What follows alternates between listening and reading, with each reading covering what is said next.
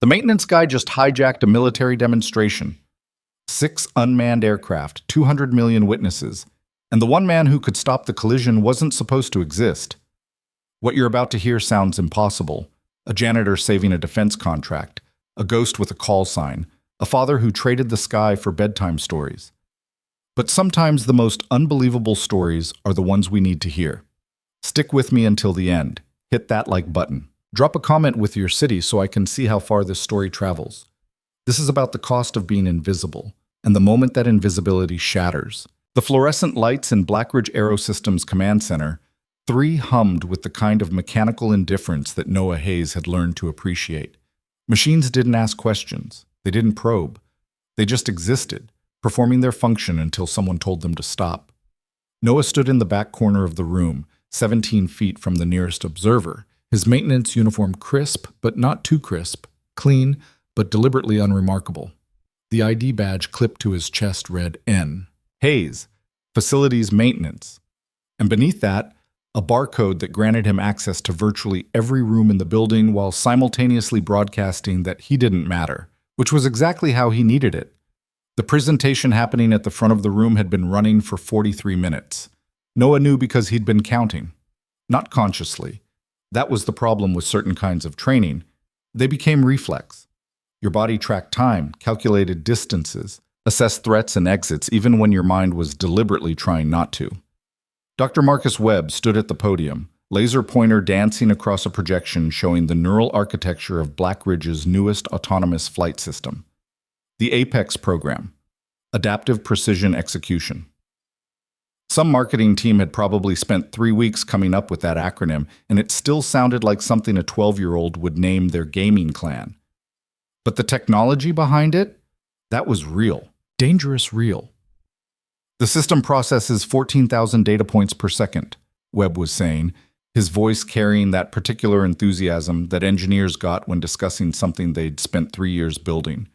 Environmental conditions, air traffic, fuel consumption, structural integrity, all synthesized through a decision matrix that responds faster than any human pilot could. Noah's jaw tightened imperceptibly, the kind of micro-expression that wouldn't register on anyone watching, but that he felt in his teeth. Faster than any human pilot. He'd heard that line before. Different room, different uniform, different life. It had been bullshit then, too. The audience consisted of about 40 people, Blackridge senior leadership, military liaisons, a handful of DoD contractors who all had the same haircut and the same watchful eyes. And at the center of it all, sitting with the kind of stillness that only came from absolute confidence or absolute control, was Evelyn Drake. Noah had seen her before, obviously. You didn't work at Blackridge for 18 months without encountering the CEO, even if you were deliberately trying to stay beneath notice. She was 30 years old and ran a defense company worth $8 billion, which meant she was either brilliant, ruthless, or some combination that made those terms inadequate. Today she wore a charcoal suit that probably cost more than Noah made in a month, her dark hair pulled back in a way that was professional without being severe. She wasn't taking notes, wasn't looking at her phone. Just watching Webb's presentation with the kind of attention that suggested she was simultaneously tracking his words, evaluating his performance, and running probability calculations on how the military brass 2 rows over were responding. Noah had learned to read people like that too once, before he'd decided that particular skill set was more curse than gift. The fail-safes are redundant across 7 independent systems, Webb continued, clicking to a new slide showing cascading protocols. Even in the event of multiple simultaneous failures, which our simulations suggest is statistically impossible, the aircraft defaults to autonomous return-to-base protocols. Statistically impossible. Noah's fingers twitched against the seam of his pants, another phrase that meant something different to people who'd only seen failure in simulations versus people who'd watched it happen in real time, metal screaming, systems cascading, and someone's last transmission cutting off mid-word. He shouldn't be here. The presentation wasn't part of his maintenance schedule. But the work order that had brought him to this wing, recalibrating pressure sensors in the adjacent lab, had finished early, and walking past the command center, he'd heard Webb's voice through the partially open door. Curiosity was dangerous. Curiosity meant lingering, Lingering meant exposure. But he'd stayed anyway because some part of him, the part that still woke up at 05:30 without an alarm, the part that calculated wind shear when watching leaves move in the parking lot, needed to know what they were building. Now, the demonstration scheduled for next month will showcase full autonomous formation flight, Webb said. 6 aircraft executing synchronized maneuvers with zero human input beyond mission parameters.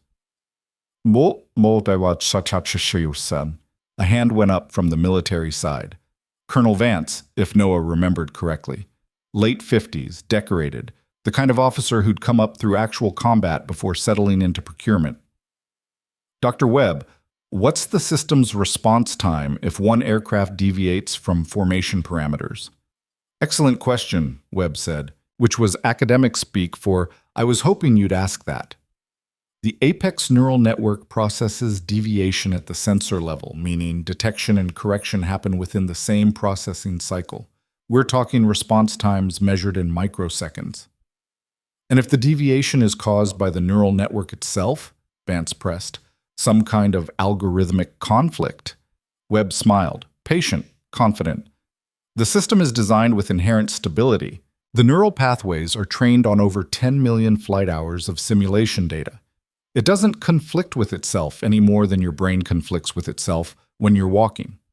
Which was a terrible analogy, Noah thought, because brains absolutely conflicted with themselves. People had intrusive thoughts, muscle memory that contradicted intention.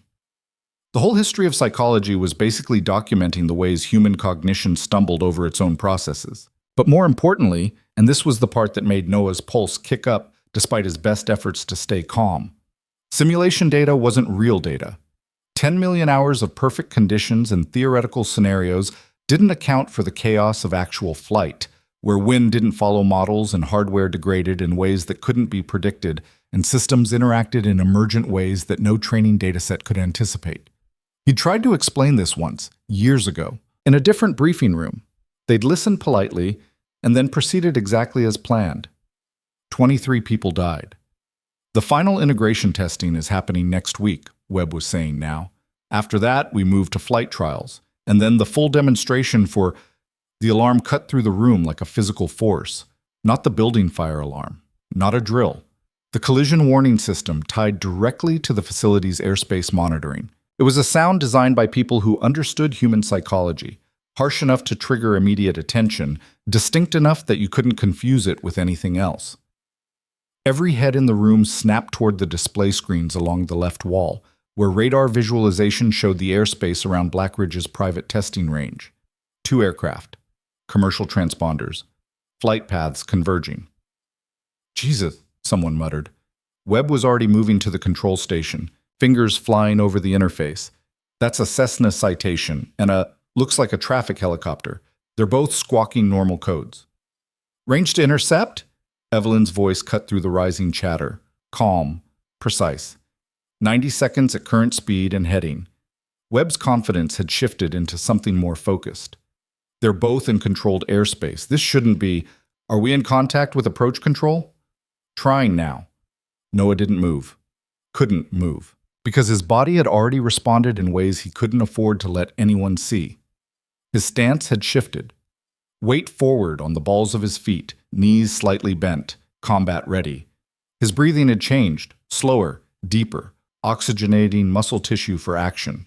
His vision had sharpened in a way that had nothing to do with adrenaline and everything to do with training that had been beaten into him at a neural level until it became automatic. And his hand, his right hand, had moved 6 inches toward his hip, where a sidearm hadn't been holstered in 8 years. He forced himself still, forced his breathing back to normal, forced his body to remember that he was Noah Hayes, maintenance technician, unremarkable and unnoticed. But his mind was somewhere else entirely.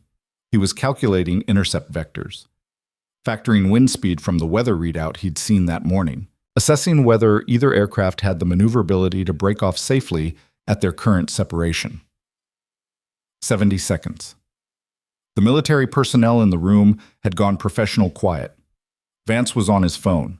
The other contractors were watching the display with the expression of people who were mentally drafting incident reports. Evelyn stood, moving to the control station beside Webb. Options? Approach control should vector them off, Webb said. Standard near-miss protocol. Should. Are they? I'm not. The radio traffic is. On the display, the two aircraft continued their convergence. 60 seconds. Noah's fingers curled into a fist. Every instinct in his body was screaming at him to move, to act, to do something other than stand here pretending to be furniture while two pilots who probably didn't even know they were in danger flew toward a midair collision. But acting meant exposure, meant questions he couldn't answer, meant the careful life he'd built. The anonymous existence that let him pick up his daughter from school every day and help her with homework and be exactly the kind of father she deserved would collapse. They're not responding to hails, someone said. Radio operator, Noah registered distantly. Young guy, probably civilian contractor. 50 seconds. Can we activate emergency transponders? Evelyn asked. Not our aircraft, Webb said. We don't have authority to. Then get me someone who does. But Noah knew. The way you knew things when you'd spent enough time in situations where seconds meant everything, that there wasn't time. Whatever was happening with those aircraft, whatever communication breakdown or navigational error or human mistake was bringing them together, it wasn't going to resolve in 50 seconds. 40 seconds. His daughter's face flashed through his mind. Emma, 6 years old, gap-toothed smile. The way she'd looked at him this morning over breakfast, explaining her science project about clouds with the kind of seriousness that made his chest tight. Dad, did you know that clouds can weigh 1,000,000 pounds? That's a lot of weight. But they don't fall because the air holds them up. Isn't that cool? It was cool. Everything about her was cool. She was the reason he got up at 05:30, even though his shift didn't start until 8. The reason he'd walked away from everything he used to be. The reason he stood in the back of rooms wearing a maintenance uniform and let people like Webb talk about pilot response times like they actually understood what happened in a cockpit when systems failed. 30 seconds. On the screen, the two blips crept closer. Noah's jaw ached from clenching. His hands were shaking, microscopically, nothing anyone would notice unless they were watching specifically for it, but shaking nonetheless. Do nothing. Stay quiet. Go home to Emma. It was the only rational choice. 20 seconds. They're going to hit, someone said. Not panicked, just factual.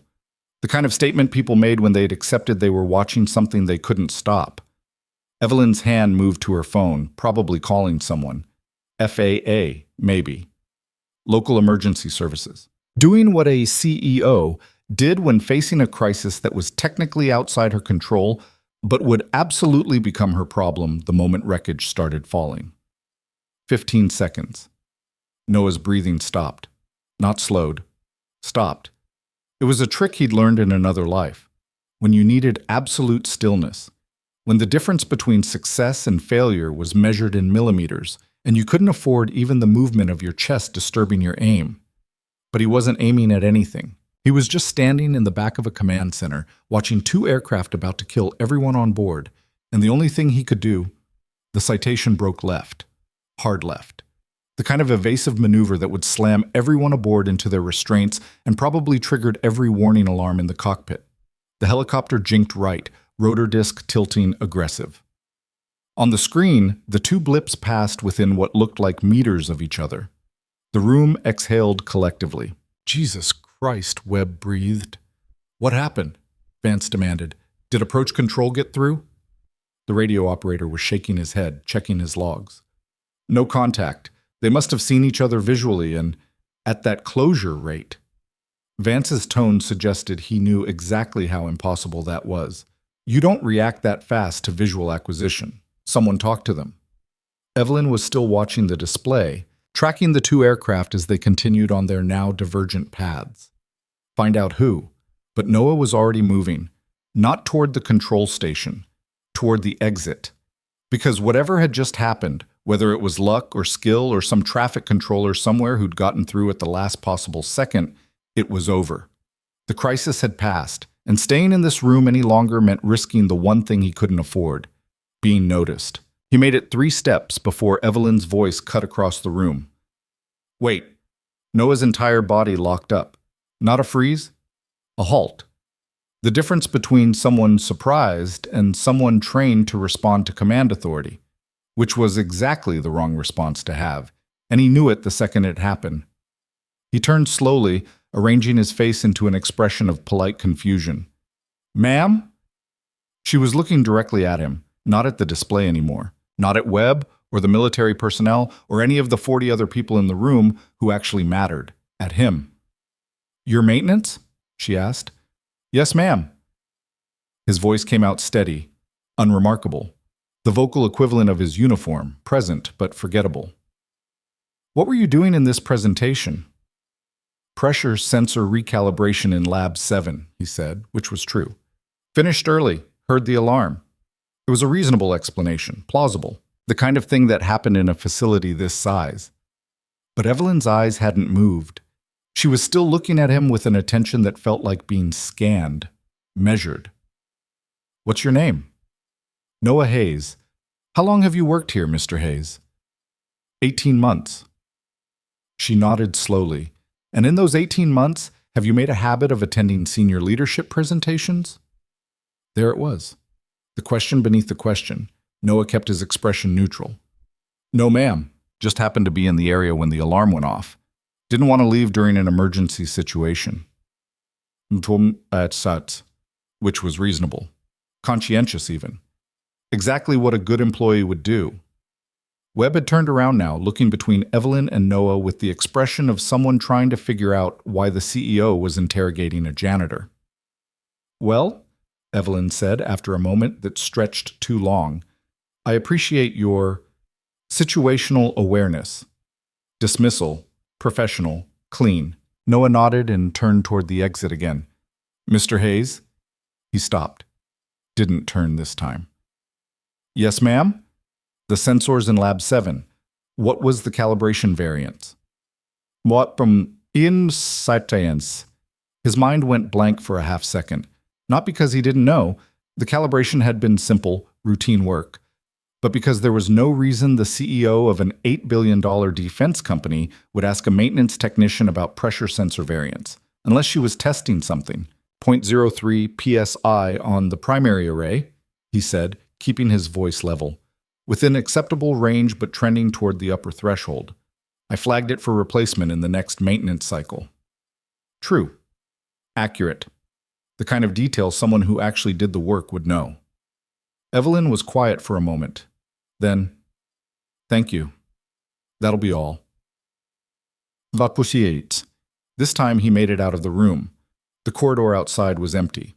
Neutral lighting, polished floors that smelled like industrial cleaner. Normal. Noah walked at a steady pace toward the service elevator. Not fast. Not slow. Just a maintenance worker heading to his next job. His hands were still shaking. He shipped. The employee parking lot at Blackridge occupied 4 acres on the north side of the facility. Structured hierarchy, executive spots near the entrance, senior staff in covered parking, everyone else in the vast asphalt expanse that turned into a reflective oven during summer months. Noah's truck sat in row K, slot 47, a 2015 Ford F-150 in gray. Not new enough to attract attention, not old enough to suggest financial trouble. 38,000 miles on the odometer, which was low for a 9-year-old vehicle, but nobody looked at odometers. He sat in the driver's seat for 3 minutes before starting the engine, just breathing. The thing about adrenaline crashes was that they were predictable. Your body flooded itself with chemicals designed for immediate action, fight or flight, kill or run, and then when the threat passed, all that energy had nowhere to go. You got shaky, unfocused, emotional in ways that felt disproportionate to whatever had just happened. Noah had learned to ride them out, sit still, breathe, let the chemistry rebalance. But this one felt different, because it wasn't just adrenaline, it was the recognition, the sharp, undeniable awareness that he'd made a mistake. Evelyn Drake had noticed him. Not just seen him, noticed. The way you notice something out of place, something that didn't fit the pattern. And she'd tested him. The question about sensor calibration wasn't professional curiosity. It was verification, checking whether his story held together, whether the details matched reality, which meant she was smart enough to know that something about the interaction had been off. Noah's phone buzzed, text message. He pulled it out, already knowing who it was from. Emma's school, reminder. Science fair, set up tomorrow, 3 to 5 p.m. Parent volunteers needed. Right. The science fair. Emma had been talking about it for 2 weeks. Her project about cloud formation, complete with a homemade weather station built from a plastic bottle, cotton balls, and what she insisted was real scientific equipment she'd borrowed from his toolbox. He typed back a response. We'll be there. The clock on the dashboard read 3:47 p.m. School pickup was at 4:15, which gave him 28 minutes to drive across town, transition back into being dad, and absolutely not think about the way Evelyn Drake had looked at him like she was solving a puzzle. He started the truck. Traffic was light, mid-afternoon lull before the evening rush. Noah drove exactly at the speed limit, signaling every turn, maintaining proper following distance. The habits of someone who couldn't afford a traffic stop, couldn't afford any interaction with authority that might require showing ID or answering questions about employment or explaining gaps in his background. Lincoln Elementary appeared on the left, brick building with playground equipment that had been modern about 15 years ago. The pickup line was already forming, other parents arriving early, probably hoping to get in and out before the real chaos started. Noah pulled into a spot on the street and waited. Through the truck's windshield, he could see into the classroom windows. Third row, second from the left. That was Emma's room. Mrs. Patterson. Young teacher, energetic, the kind of person who actually seemed to enjoy being around 25 6-year-olds for 7 hours a day. He spotted Emma near the window. Her dark hair, same color as his, pulled back in a ponytail that was probably neater when she'd left the house this morning. She was talking to another girl, hands moving in animated explanation of something. His daughter. The reason he'd walked away from everything. The reason he wore a maintenance uniform and kept his head down and let people like Marcus Webb explain aerospace engineering like they'd invented it. The bell rang. Distant, muffled through the truck windows, but unmistakable. 30 seconds later, the doors burst open and kids poured out like someone had released a pressure valve. All noise and motion and backpacks half dragging on the ground. Noah got out of the truck and moved to the pickup zone. Emma spotted him immediately. Her face lit up. That pure, uncomplicated joy that kids had before they learned to moderate their emotions, and she ran over. Dad! Hey kiddo, how was school? Good. We finished the practice problems for the science fair, and Mrs. Patterson said my weather station was really creative, and Tommy said it wouldn't work, but I told him that's the whole point of experiments, and, oh, did you remember we need to be here early tomorrow? Got the text, 3 o'clock, right? Yeah, for setup. No. She was practically vibrating with excitement. Can we practice my presentation tonight? I want to make sure I explain the condensation part right. Absolutely. But first, homework? Her face fell slightly. Math worksheet. How many problems? 20. Tell you what, we knock out the math, then we practice your presentation, then maybe we see about making tacos for dinner. The smile came back. Deal. They drove home in comfortable conversation, Emma explaining the complex social dynamics of who was sitting with whom at lunch, Noah making appropriate sounds of interest, while a different part of his brain kept replaying the moment in the command center when Evelyn Drake had looked at him. Their apartment was in a complex called Riverside Terrace, which was optimistic naming given that the nearest river was 3 miles away, and terrace seemed like generous language for the small concrete balconies attached to each unit. But it was clean, safe, and the rent was manageable on a maintenance salary. Noah unlocked the door, 2B, second floor, and Emma immediately dumped her backpack on the kitchen counter. Homework first, he reminded her. I know. But she was already pulling out the worksheet. Can we have music? Sure. He queued up her playlist, some combination of pop songs and movie soundtracks that she'd assembled with serious curatorial intent, and started pulling out ingredients for tacos while she settled at the kitchen table. This was the rhythm they'd built. School, homework, dinner, presentation practice, or reading, or whatever project she was invested in that week. Bath at 7:30. Bed by 8 o'clock, though that had been creeping later as she got older and developed opinions about when tired people should sleep. Normal. Routine. Safe. Dad? Emma's voice pulled him back. Yeah? What's 8 times 7? What do you think it is? She made a face. 56? Sounds right to me. You're supposed to make me figure it out myself. You did figure it out. You just wanted confirmation. She grinned and went back to her worksheet. Noah finished chopping onions and shifted to the meat. Brown the beef, add seasoning, let Emma's music fill the space between them. His phone buzzed. He almost ignored it. Dinner prep, homework supervision, nothing urgent enough to interrupt. But something made him check. Unknown number. Text message. Mr. Hayes, this is Evelyn Drake. I'd like to speak with you tomorrow regarding a facility matter. Please stop by my office at 8 a.m. ED. Noah stared at the screen. There was no facility matter. He'd completed all his scheduled maintenance. No outstanding work orders. No safety issues flagged. Which meant this was about something else. About him. Dad, you're burning the meat. He jerked back to awareness. The pan was smoking slightly, beef starting to stick. He quickly pulled it off heat, adjusted temperature. Sorry, kiddo. Distracted. By what? Work stuff. Boring work stuff or interesting work stuff? He looked at her, 6 years old, gap-toothed smile, completely trusting that the world made sense and adults had everything under control. Probably boring, he said, but his mind was already calculating. Evelyn Drake didn't send personal text messages to maintenance staff, didn't request meetings about facility matters that couldn't be handled through normal channels.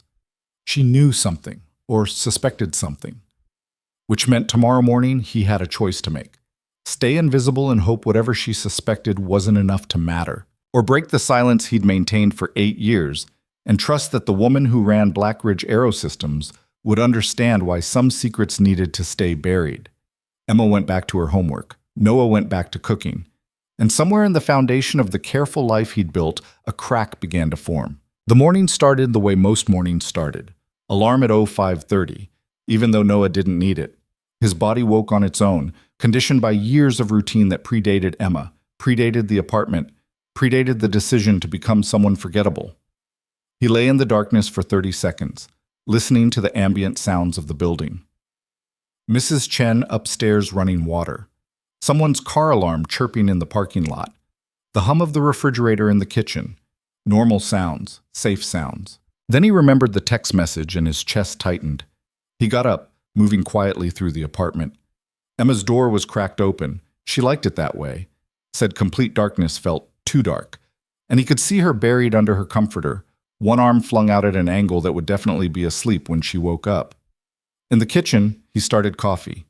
The machine gurgled and hissed, filling the space with the smell of something familiar. He had 45 minutes before Emma needed to wake up.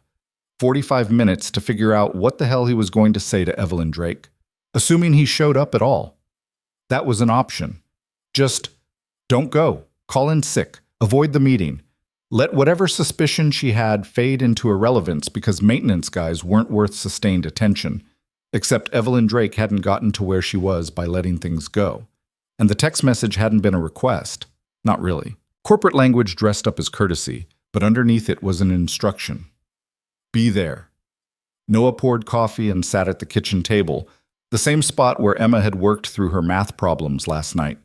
The worksheet was still there, neat handwriting filling in the answers. 20 problems, all correct. She'd checked them herself using the answer key in the back of her textbook, then made him verify because teachers always double-check. Smart kid, careful. Wanted to make sure she got things right. He wondered if she'd inherited that from him, or if it was something else. Her mother had been careful too, in different ways. Careful about keeping distance. Careful about making sure Noah understood that a one-night mistake didn't translate into obligation or expectation. She'd called him exactly once after Emma was born. Left a voicemail that was 3 sentences long. She's healthy, I'm signing papers, don't look for us. That had been 6 years ago. Different life, different version of himself. Then 3 years ago, Child Protective Services had shown up at his door with a 3-year-old girl who looked exactly like him and a court order establishing paternity. Emma's mother was gone, not dead, just gone, the way some people disappeared when the weight of their choices became unbearable. Parental rights terminated. Emergency custody granted to the father whose name was on the birth certificate but who'd never met his daughter. Noah had stood in the doorway of a different apartment in a different city, looking at a tiny human with his eyes and his stubbornness, and made a decision that rewrote everything.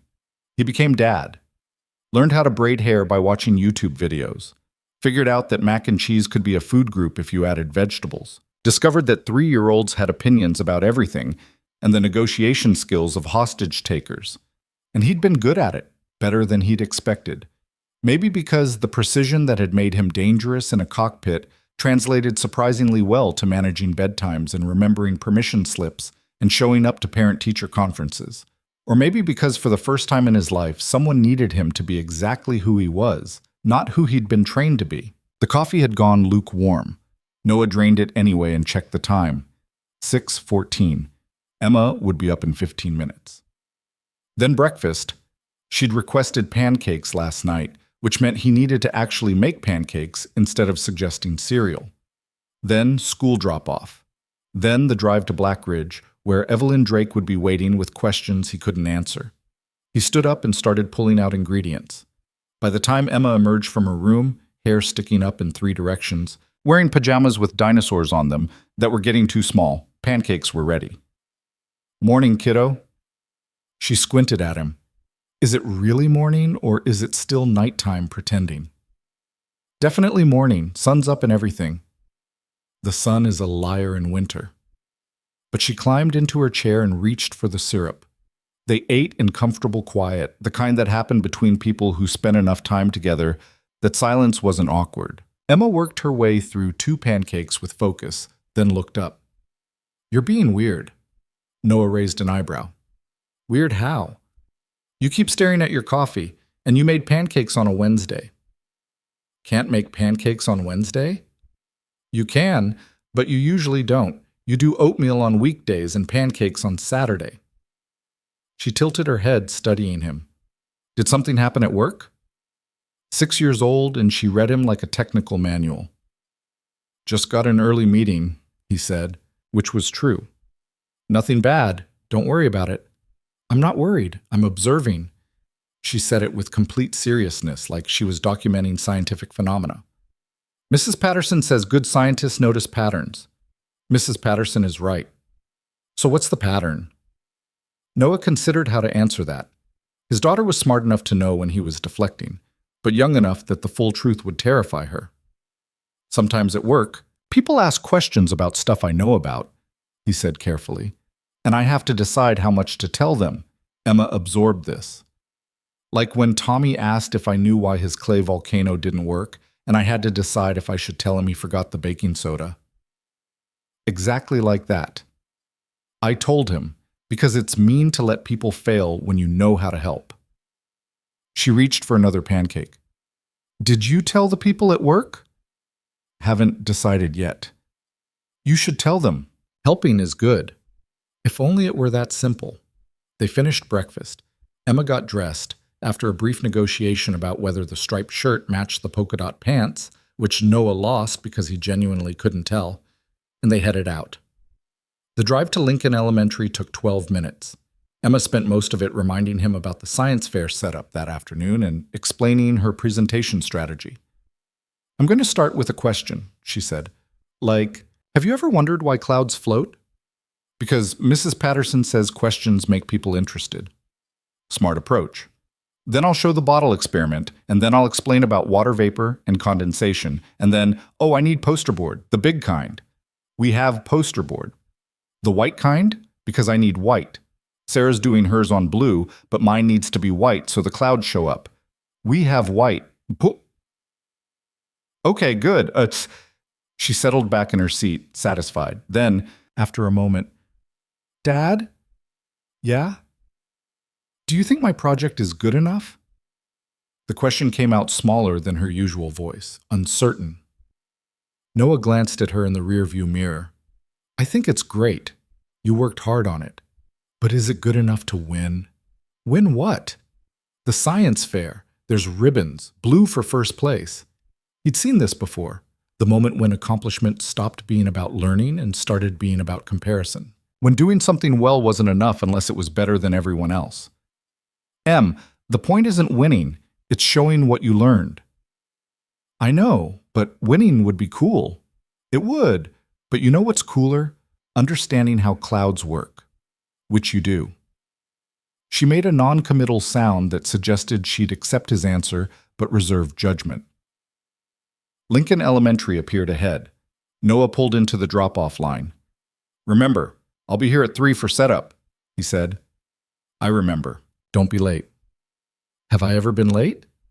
She leaned forward and kissed his cheek. Nope, you're very reliable. It's one of your best qualities. Then she was gone, backpack bouncing, ponytail swinging, disappearing into the stream of other kids. Noah waited until she was inside before pulling away. The drive to Blackridge took 25 minutes in morning traffic. He used the time to run through scenarios. Best case, Evelyn wanted to discuss facility maintenance, some expansion project that needed his input. Professional, routine.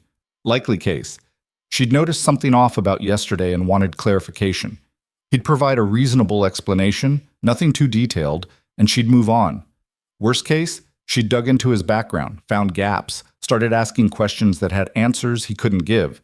And beneath all of it, the question he couldn't stop circling back to, how much had she actually seen? Because the thing about yesterday, the moment when the collision alarm went off and his body reacted before his brain could stop it, wasn't just suspicious. It was diagnostic. The way he'd shifted his stance, the way his hand had moved, the breathing pattern.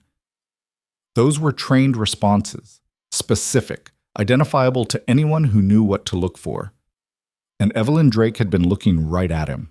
Blackridge's main entrance came into view, glass and steel, corporate architecture that managed to suggest both transparency and security. Noah badged through, nodded at the security guard.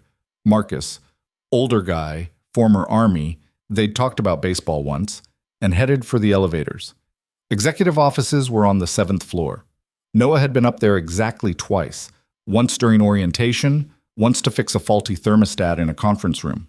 Both times he'd moved quickly, kept his head down, got out. Today, he rode the elevator up and stepped into a reception area that looked like someone had turned minimalism into a religion.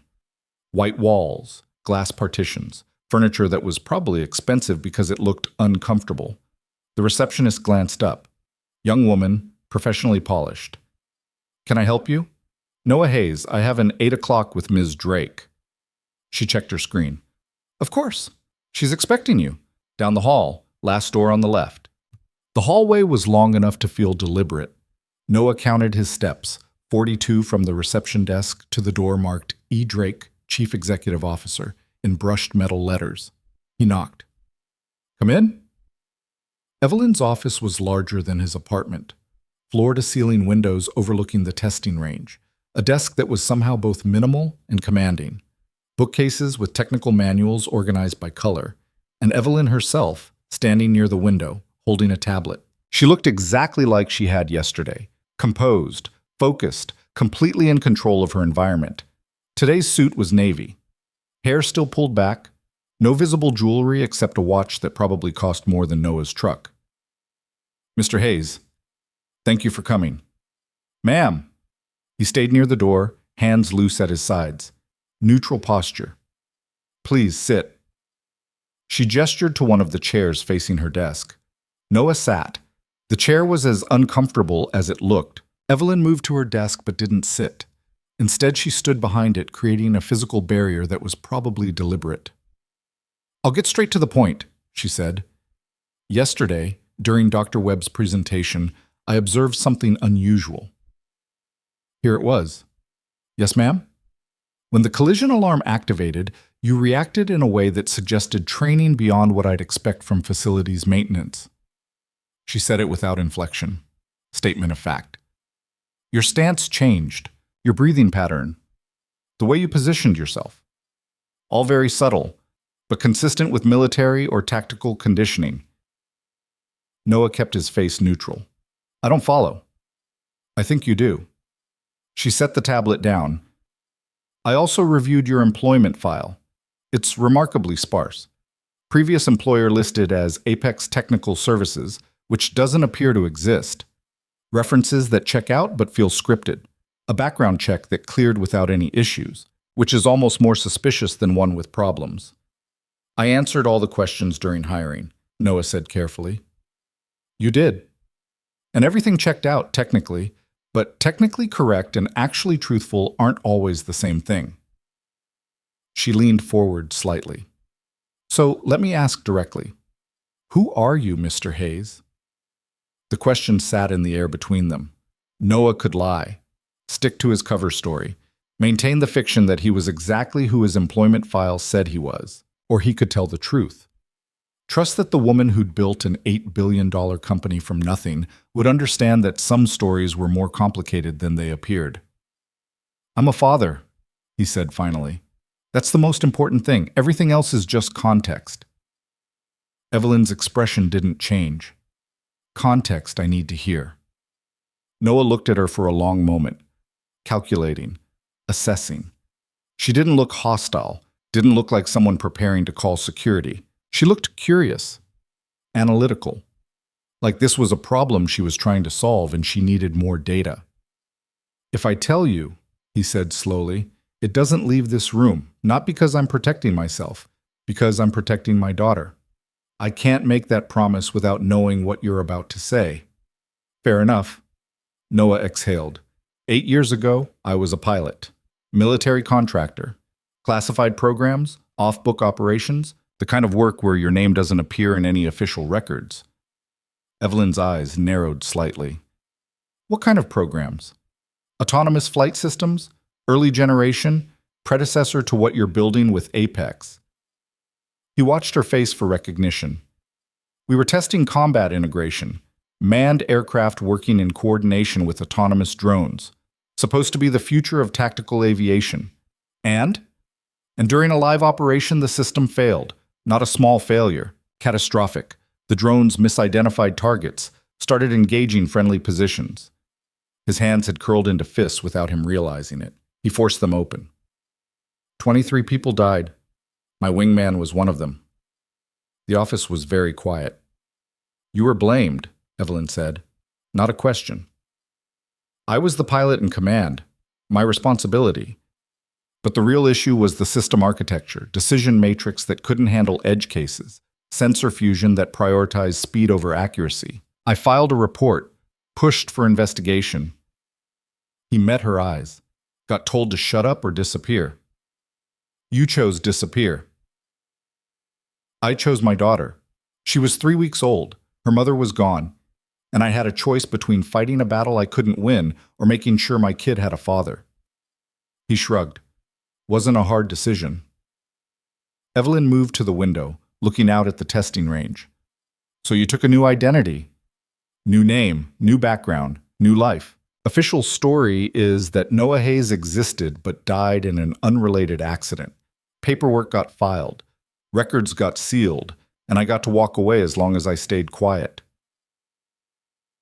And you've been quiet for 8 years. Until yesterday. She turned back to face him. What happened yesterday? I heard Dr. Webb's presentation, heard him talking about Apex like it was perfect, like 10 million hours of simulation data meant it couldn't fail. Noah's jaw tightened. I've heard that speech before. Different program, different people, same overconfidence. You think Apex has flaws. I think any system has flaws. Question is whether you know what they are before people die finding out. Evelyn was quiet for a moment, studying him. You could have stayed quiet. Could have let the demonstration happen and gone home to your daughter. Could have, Noah agreed. But you didn't. No, ma'am. Why not? He thought about how to answer that. About Emma asking if her science project was good enough. About the way she trusted him to tell the truth, to help when help was needed. Because letting people fail when you know how to help is mean, he said, and I'm trying to be better than I used to be. Evelyn's mouth twitched, almost a smile. Your daughter teach you that? This morning, actually. She moved back to her desk, sat down. Tell me about the flaw you see in Apex. This was the moment, the decision point. Noah could generalize. Give vague concerns about autonomous systems. Keep the details fuzzy enough that he wasn't really offering anything actionable. Or he could do what Emma said. Help. There's a timing drift in the waypoint navigation, he said. Microseconds per calculation compounds over distance. In simulation, it stays within tolerance because simulated conditions are consistent. But real flight has variables: wind shear, temperature gradients, pressure changes. Each one adds error to the timing calculation. Dr. Webb assured the military that drift was accounted for. It is, in theory, but the error correction assumes symmetric distribution. It's not symmetric. It skews based on which variable dominates, and the system can't predict that in advance. He leaned forward. So you get a scenario where two aircraft think they're maintaining safe separation, but the drift is accumulating asymmetrically. One drifts left, one drifts right, both within individual tolerance, but together, collision trajectory. Yes, ma'am. Evelyn picked up her tablet, swiped through something. Our simulation data doesn't show that pattern. Because your simulation assumes independence. Real flight couples the variables. Temperature affects pressure, affects wind, affects the timing calculation, affects the position update. It's a feedback loop. She looked up sharply. You've seen this before. Different system, same physics. And you're certain Apex has this vulnerability. Noah hesitated, because certainty was a strong word, and he'd been wrong before, or at least blamed for being wrong. I'd need to see the actual code, he said. But based on what Dr. Webb described? Yeah. I'm certain enough to say it needs checking before you put 6 aircraft in formation with senators watching. Evelyn set down the tablet. If you're right, we have a multi-billion-dollar contract that depends on a demonstration we can't safely perform. Yes, ma'am.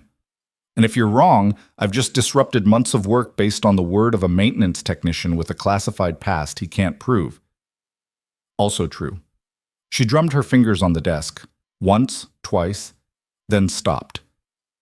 I'm going to ask you something, and I need absolute honesty. Okay? Are you here because you genuinely believe there's a safety issue? Or because you want to prove something about the people who buried you? Noah didn't answer immediately. It was a fair question. Maybe the fairest question she could ask. Little of both, he admitted. I don't trust autonomous systems because I've seen them fail. And yeah, part of me wants to be right about this. Wants to prove that the people who told me to shut up were wrong. He met her eyes. But mostly, I don't want to watch another demonstration turn into a funeral because someone prioritized being impressive over being safe. Evelyn studied him for a long moment. Then she stood. Come with me. She led him out of the office, down the hallway, to an elevator that required a different badge level than Noah had. She swiped her own credentials and hit the button for sublevel 2. Where are we going? Noah asked. To see if you're right. The sublevel was colder than the rest of the building, temperature controlled for the server banks that hummed behind reinforced doors. Evelyn led him through security checkpoints, retina scan, badge verification, the kind of measures that suggested whatever was down here was expensive or classified, or both. They stopped at a door marked Apex Development Lab, authorized personnel only. Inside was a war room, multiple screens displaying code, flight simulations, system architecture diagrams. 3 people were already there, 2 men and a woman, all wearing the particular expression of engineers who'd been working through the night. One of them looked up as Evelyn entered. Ms. Drake? We weren't expecting. This is Noah Hayes, Evelyn said. He's going to review the Apex navigation code. The 3 engineers exchanged glances. The woman spoke up. Ma'am, that code is classified. We can't just... I'm authorizing it. Evelyn's tone didn't invite argument. Mr. Hayes has flight systems experience. He's identified a potential issue with the waypoint timing drift. I want him to verify whether it's real. The male engineer on the left, 30s, glasses, coffee-stained shirt that suggested he lived here, frowned. What kind of issue? Noah stepped forward. Error accumulation under coupled variables. The drift stays within tolerance individually, but compounds when environmental factors interact. The engineer's frown deepened. We've accounted for environmental coupling in the simulation, I know. But simulation assumes statistical independence. Real flight doesn't work that way. And you know this because I've flown systems like this, seen them fail. The 3 engineers looked at Evelyn. She nodded once. The woman sighed and gestured to a workstation. Fine. But if you corrupt anything, we're all getting fired. Noah sat down. The interface was familiar. Different company, different program, but the underlying structure was consistent across defense contractors. He navigated through the directory tree, found the navigation module, started reading code. It took him 7 minutes to find it. There. He pointed at the screen. Line 1847, the error correction function. The engineer with glasses leaned over his shoulder. That's standard Kalman filtering. It's been tested. It's assuming Gaussian noise distribution, but when you couple temperature and pressure gradients, the distribution skews. Look at the variance calculation. The engineer fell silent, reading. Holy shit, he said quietly. The woman moved closer. What? The variance term. It's using a symmetric prior, but if the environmental coupling is nonlinear, she trailed off, fingers already moving to her own keyboard. Give me a second. She pulled up a simulation environment, started running scenarios. Normal conditions, moderate wind, high altitude, each one showing the waypoint calculation staying within bounds. Then she added coupled variables.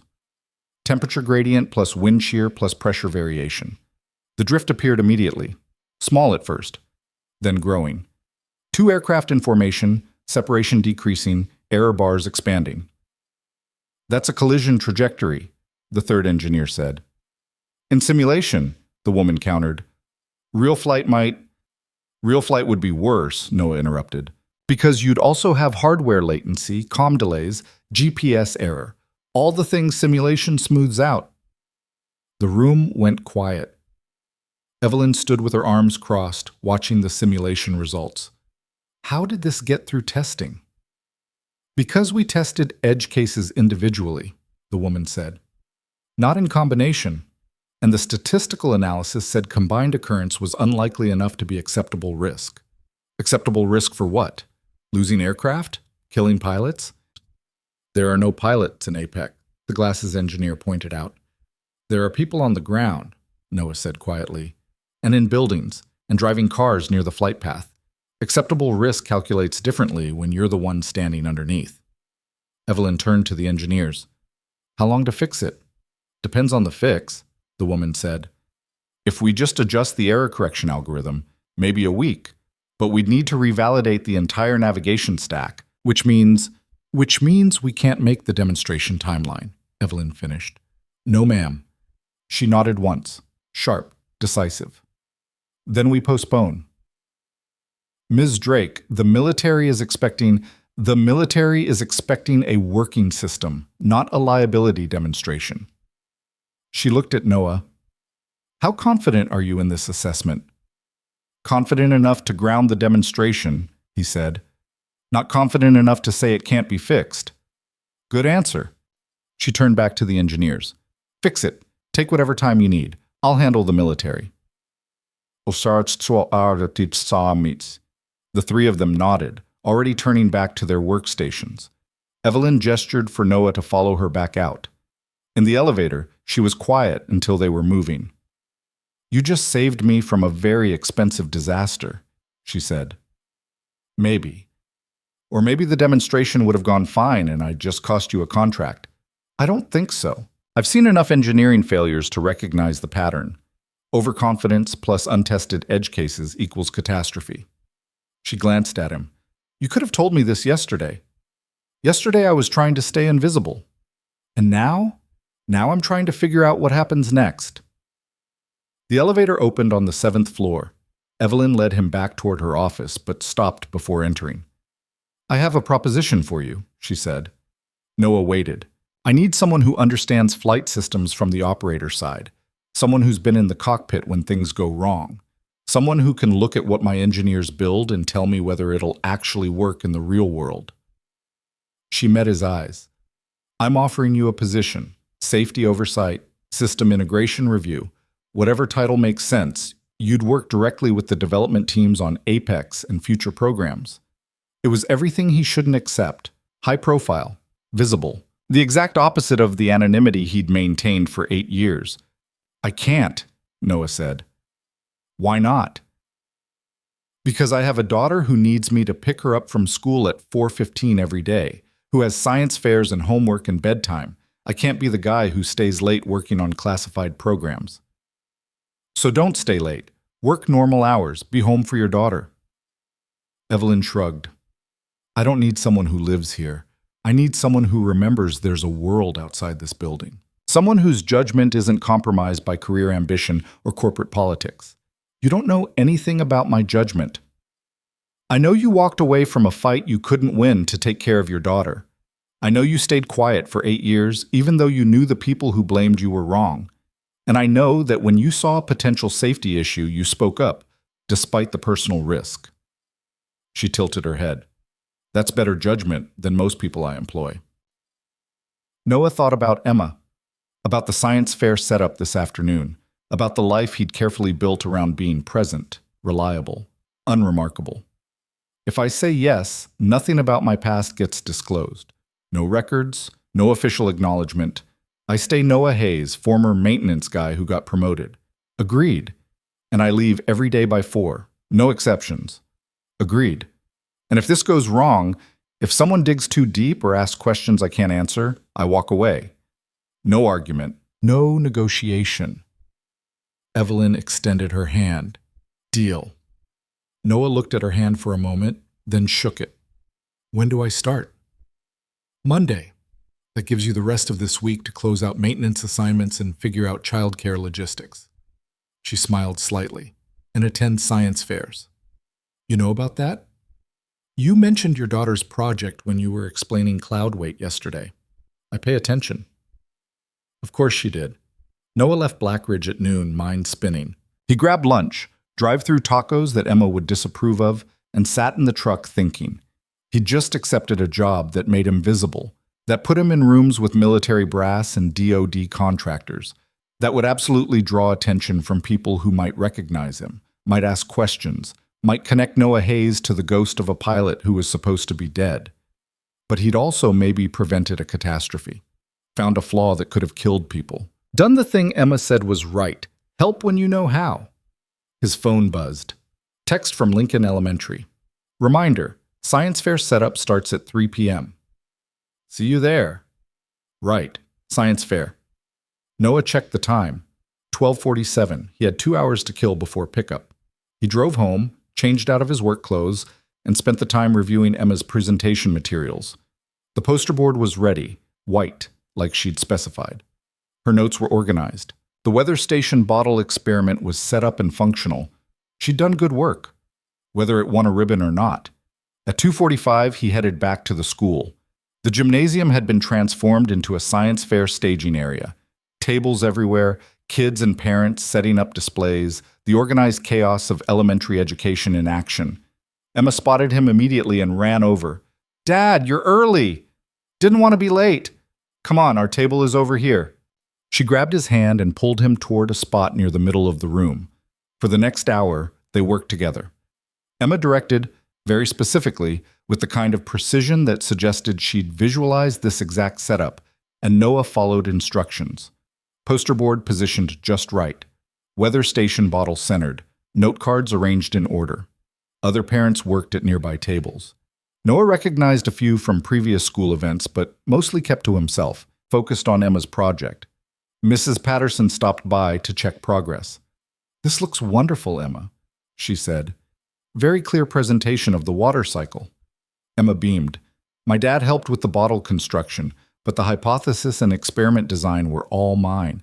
I can tell. You've done excellent work. After she moved on, Emma looked up at Noah. Do you think I'll get a ribbon? The same question from this morning, still uncertain despite the praise. I think you did everything right, Noah said. The rest is just what the judges happen to be looking for. That's not the same as saying I'll win. No, but winning isn't the only thing that matters. She made a face but didn't argue. By 4:30, setup was complete. Emma's display looked professional, clear, organized, scientifically sound. Exactly the kind of project that reflected genuine learning. We did good, Noah said. We did.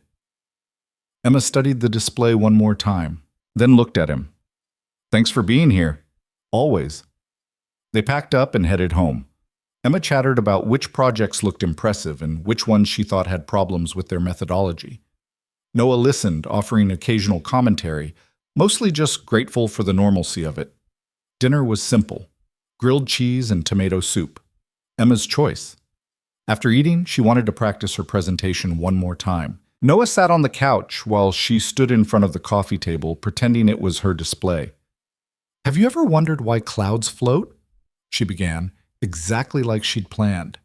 And Noah watched his daughter explain condensation and water vapor and atmospheric pressure with the confidence of someone who genuinely understood what she was talking about. This was why he'd walked away. Why he'd chosen invisibility. Not for himself. For her.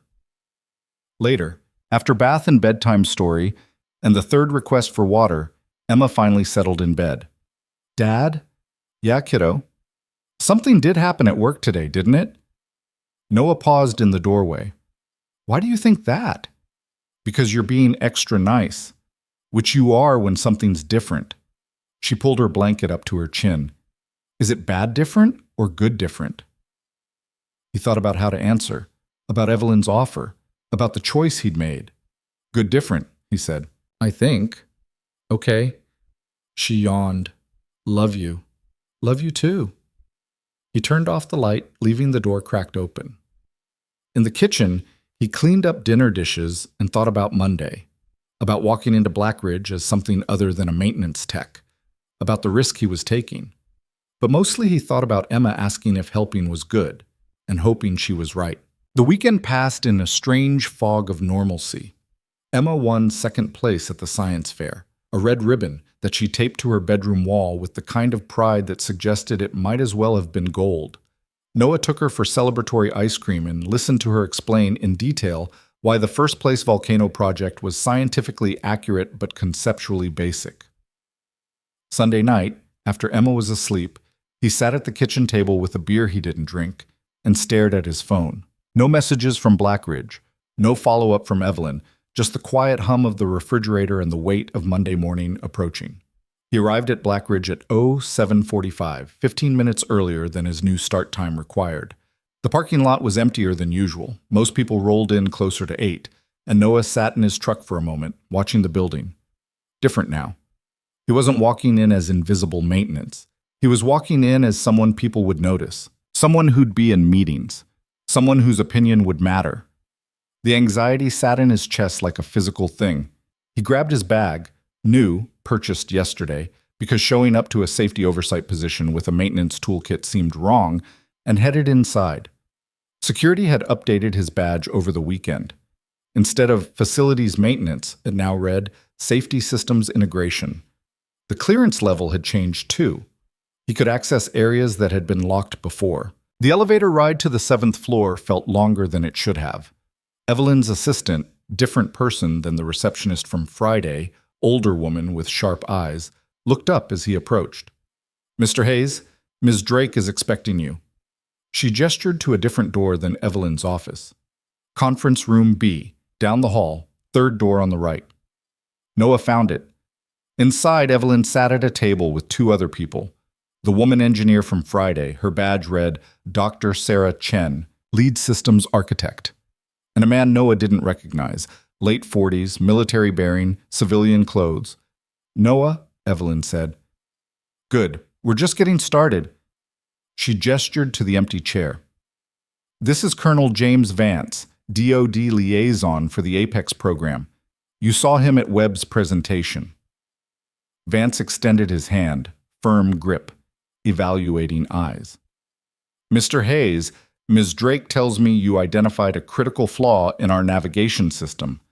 "I identified a potential issue," Noah said carefully. "Dr. Chen's team confirmed it." "Potential issue that would have caused a mid-air collision during our demonstration," Vance said. "That's not potential. That's catastrophic." Sarah cleared her throat. "We've been running scenarios all weekend. The air accumulation is real.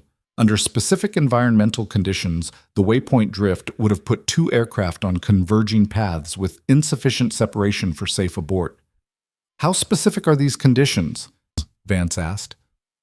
"Not specific enough to ignore," she said. "Moderate wind shear plus temperature inversion. We get those conditions about 40% of the time at the test range. Vance's jaw tightened. And this wasn't caught in testing because our test protocols evaluated variables independently, Sarah said, which is standard practice. But Mr. Hayes recognized that real-world flight couples those variables in ways simulation doesn't capture. Mr. Hayes recognized this because Vance let the question hang, looking at Noah. Here it was. The first test. How much to reveal? Flight experience, Noah said. I've seen similar systems fail under operational conditions. What kind of flight experience? Military contractor, classified programs.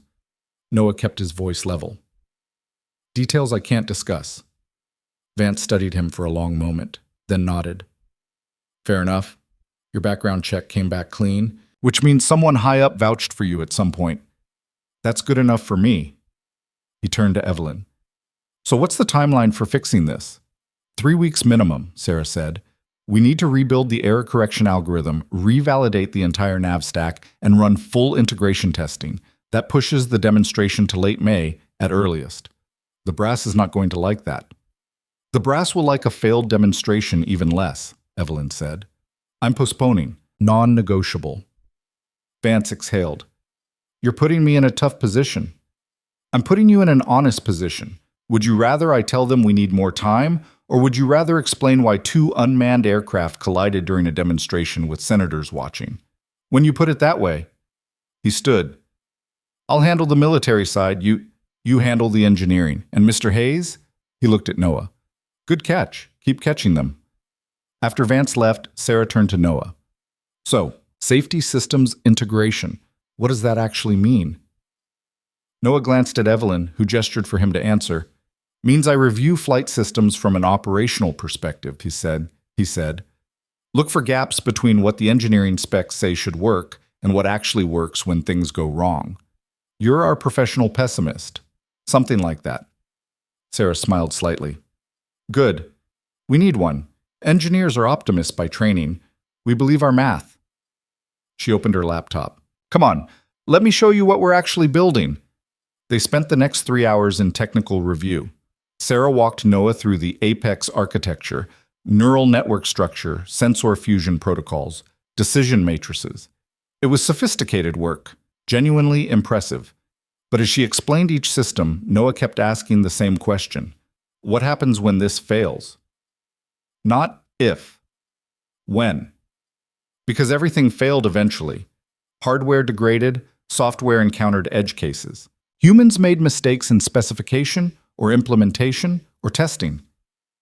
The question wasn't whether Apex would fail. It was whether the failure modes were understood and managed. You're thinking about this wrong, Noah said during a discussion of the obstacle avoidance system. Sarah looked up. How so? You're designing for success. Optimal paths, clean sensor data, predictable environments. But real flight is about managing failure. What does Apex do when a sensor goes dark? When GPS becomes unreliable? When the weather doesn't match forecast? We have redundancy protocols. I saw them. They're good. But they assume failures happen independently. What if you lose GPS and have degraded sensor data and the weather turns bad all at the same time? That's statistically unlikely. Unlikely isn't impossible. And unlikely events cluster. That's what makes them dangerous. He pulled up one of her diagrams. Look at this decision tree. If the primary navigation fails, you fall back to inertial. If inertial drifts, you fall back to visual landmark recognition. But what if you're in clouds? What if the landmarks are obscured? Sarah was quiet for a moment, then it would default to hover and wait for conditions to improve. For how long? Until fuel state forces a decision. And then? Emergency landing protocol. Find the nearest clear area and set down. What if there is no clear area? What if you're over a city? She didn't answer immediately. These are the scenarios we need to wargame, Noah said. Not because they're likely, because when they happen, people die. By lunch, Sarah had filled 3 whiteboards with failure scenarios, and Noah had a headache from thinking through cascading system breakdowns. They grabbed food from the cafeteria. Noah had forgotten Blackridge had a cafeteria that wasn't vending machines, and ate while continuing the discussion. You know what's funny? Sarah said around a bite of sandwich. Webb spent 3 years building Apex. I've been on the team for 18 months. We've run thousands of simulations, but you've been here one morning and already found gaps we missed. Different perspective. You're building it. I'm trying to break it. Still, makes me wonder what else we've missed. She paused. Can I ask you something? Yeah. Evelyn said you had flight experience with classified programs, but she didn't say what kind of programs. And when I tried to look you up, your background is… She made a vague gesture. Sparse. It's supposed to be. Why? Noah took a drink of water, buying time. How much to say? How much did she need to know? Because the program I worked on failed badly enough that everyone involved got buried, he said finally. New identities, sealed records, the whole deal. And I took the deal because I had a daughter who needed me more than I needed to be right about what went wrong. Bosk. Sarah absorbed this. But you were right about what went wrong. Doesn't matter. Being right doesn't bring back the people who died. No, but it might prevent the next ones. She met his eyes. That's why you're here, isn't it? Not for the job, for the chance to make sure Apex doesn't kill anyone. Noah didn't answer. Didn't need to. They worked until 3:30. Then Noah packed up. Leaving already? Sarah asked. Daughter, school pickup. Right. Evelyn mentioned you had a hard stop at 4. Every day, non-negotiable. Must be nice, having something more important than work. Noah looked at her. You don't? She shrugged. Work is what I'm good at. Everything else is just, filler. He thought about pointing out how sad that sounded. But who was he to judge? 3 years ago, he would have said the same thing about flying. The drive to Lincoln Elementary was automatic. Muscle memory. Park in the same spot. Walk to the same pickup zone. Wait for the same bell. Emma emerged in a flood of kids, spotted him, ran over. How was school? Good. We started fractions. Mrs. Patterson says they're hard, but I don't think so. It's just dividing things into pieces. She swung her backpack. How is your new job? Complicated. Good complicated or bad complicated? Jury's still out. At home, they fell into routine. Homework, fractions, which Emma finished in 12 minutes while explaining to Noah that math is just patterns, and if you see the pattern, it's easy. Dinner, spaghetti, because Emma insisted they needed to use the tomatoes before they went bad. Then reading time, where Emma worked through a chapter book while Noah reviewed technical documents Sarah had sent him. Around 8, his phone rang. Unknown number. He almost didn't answer. Then thought about Evelyn, about Vance, about the fact that his new job might require him to be reachable. Hayes. Noah, it's Evelyn. Do you have a minute? He glanced at Emma, who was deeply absorbed in her book. Yeah, what's up? Vance called. He briefed the military on the demonstration postponement. They're not happy, but they understand. More importantly, he mentioned you specifically. Said if you hadn't caught the navigation flaw, we'd be looking at a disaster. Just doing the job. Right. Well, the job just got more complicated. The military wants you at the next technical review. They're sending a team to evaluate Apex's safety protocols, and they specifically requested you be part of the presentation. Noah's stomach tightened. When? 2 weeks. Thursday the 23rd, full day session. I can't do full day. I have to pick up Emma by 4:15. I told them that. They're scheduling around it. Core presentation ends at 3. And if it runs over? It won't. I'm running the meeting. If they want you there, they follow your constraints. A pause. Unless this is a problem for another reason? She was asking if he was worried about exposure, about military personnel who might recognize him. No, he said. It's fine. You sure? Because if there's a risk, I'll handle it. After he hung up, Emma looked up from her book. Was that work? Yeah. Are you in trouble? No, just busy. She studied him with that unnerving 6-year-old perception. You look worried. Just thinking. About what? About whether I made the right choice, taking this job. Emma closed her book. Do you like it? I think so. It's important work. Then it's the right choice. Important work is good work. She said it with complete certainty, like the world was that simple. Maybe for her, it was. The next 2 weeks blurred together. Noah spent his days at Blackridge working with Sarah's team, reviewing system architectures, running failure scenarios, documenting gaps. The work was intense, technically demanding in ways that his maintenance job never had been, but it was also satisfying. Using skills he'd forgotten he had, thinking through problems that mattered. Evenings belonged to Emma, homework and dinner and the ongoing negotiation about bedtime, science fair follow-up, Mrs. Patterson wanted Emma to present her project to the younger grades. Piano practice, which Emma had insisted on starting and now complained about with equal insistence.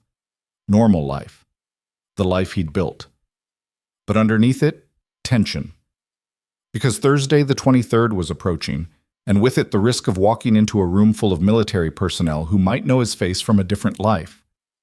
Wednesday night, Emma noticed. "You're doing it again," she said over dinner. "Doing what?" "Being weird. Quiet weird. Not loud weird." "I'm not weird." "You are. You're thinking about tomorrow." She picked at her chicken. "Is it scary?" "No, just big. Important meeting." "Will there be a lot of people?" "Probably." "Are you nervous about talking to them?" Noah considered how to answer. "Little bit." Emma reached across the table and patted his hand. "You'll be fine. You're good at explaining things. You explained fractions to me and I understood them." "That's because you're smart. And because you're a good teacher." She went back to her chicken. "Just pretend they're all 6-year-olds who need help with math." If only. Thursday morning arrived with the kind of gray sky that suggested rain without committing to it. Noah dropped Emma at school, drove to Blackridge, and sat in the parking lot for 5 minutes trying to center himself. Different uniform now. Button-down shirt, slacks, the kind of business casual that suggested professional competence. His badge said Safety Systems Integration and granted access to secure areas. But underneath all of it, he was still the pilot who'd walked away, still the ghost who wasn't supposed to exist. The technical review was scheduled for Conference Room A, the large one, set up for presentations. Noah arrived at 7:45 and found Sarah already there, setting up displays. "Morning," she said. "Ready for this?" "As ready as I'll get." "Well, military types can be intense. Just stick to the technical details. Don't let them bully you into overpromising." "Wasn't planning on it." Evelyn arrived at 07:55, followed by Dr. Webb and 2 other senior engineers Noah recognized but hadn't worked with directly. Then the military delegation. Colonel Vance led them, 6 others behind him, 4 in uniform, 2 in civilian clothes that screamed defense contractor. They filed in with the kind of efficient movement that suggested they'd done this before. Noah kept his expression neutral, scanning faces. No one he recognized. Different branch, different programs, different era. Relief settled in his chest, small but real. Evelyn called the meeting to order. "Gentlemen, thank you for coming. As discussed, we're here to review Apex's safety protocols and address the navigation issue that delayed our demonstration." One of the uniformed officers spoke up. Lieutenant Commander something, Noah didn't catch the name. "Before we dive in, I'd like clarification on who identified the original flaw." "That would be Mr. Hayes," Evelyn gestured to Noah. "He's our safety systems integration lead." The officer looked at Noah. "And your background is?" Here it was. The question. "Military contractor," Noah said. "Flight systems experience with autonomous programs." "Which programs?" "Classified. Details I can't disclose." The officer's eyes narrowed. "Convenient." "Accurate," Vance interjected. "I've seen Hayes's clearance documentation. It checks out. We're not here to interrogate his background. We're here to evaluate whether Apex is safe to demonstrate." The officer backed off. Barely. Sarah took over, walking through the technical presentation. Navigation architecture, error correction algorithms, the flaw Noah had identified, and the fixes they'd implemented. It was thorough, professional, the kind of briefing that demonstrated both competence and humility about what had gone wrong. Halfway through, one of the civilian contractors raised his hand. "Dr. Chen, your fix addresses the drift accumulation, but it adds processing overhead. What's the impact on real-time response? Negligible, Sarah said. We're talking microseconds of additional latency. In nominal conditions, what about degraded processing scenarios? If the system is managing multiple failures simultaneously, Sarah hesitated. Just a fraction of a second. But enough. Noah leaned forward. May I? Evelyn nodded. The question is right, Noah said, addressing the contractor. Additional processing overhead compounds under stress, but the alternative is accepting drift that leads to collision. So we're choosing slower, safer decisions over faster, dangerous ones. Slower decisions can also be dangerous, the contractor countered. If Apex needs to react to a sudden obstacle, then it needs accurate position data more than it needs fast reaction. You can't dodge effectively if you don't know where you are. Noah pulled up a diagram on the main screen. Look at the decision timeline. In a collision avoidance scenario, position uncertainty is the dominant error term. Reducing that uncertainty by 10 microseconds gives us better outcomes than reacting 10 microseconds faster with poor data. The contractor studied the diagram, then nodded. Fair point. They worked through the rest of the presentation. Technical questions, system evaluations, scenario planning. The military delegation was thorough, sometimes aggressively so, but competent. They knew what they were looking for. Around noon, they broke for lunch. The cafeteria, again, though this time catered with actual food instead of the usual offerings. Noah grabbed a sandwich and found a corner table. He wasn't hiding, exactly, just maintaining distance. Eating alone was easier than navigating conversation with people who might ask the wrong questions. Vance sat down across from him anyway. You did good in there, Vance said, just answering questions. You're doing more than that. You're making them trust the system. That's harder than engineering. He took a bite of his sandwich. Can I ask you something off the record? Depends on the question. Your background, the classified programs. You worked with autonomous combat systems before, didn't you? Noah's jaw tightened. Can't confirm or deny. That's confirmation. Vance leaned back. I've been in procurement for 12 years. I've seen a lot of programs come and go. Some of them successful, some of them, he trailed off. Let's just say I recognize the pattern. Someone with your expertise doesn't end up in maintenance unless they walked away from something bad, or got pushed, or that. Vance was quiet for a moment. The program you were on, it failed, didn't it? And they blamed the pilot instead of the system. Noah didn't answer. I'm not asking for details, Vance said. I'm just saying I recognize the type. You're careful because you've seen what happens when people aren't careful. You question assumptions because you've watched assumptions kill people. He met Noah's eyes.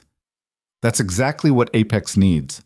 Someone who remembers that technology serves humans, not the other way around. Why are you telling me this? Because the brass is going to push for an accelerated demonstration timeline. They want Apex operational by end of year.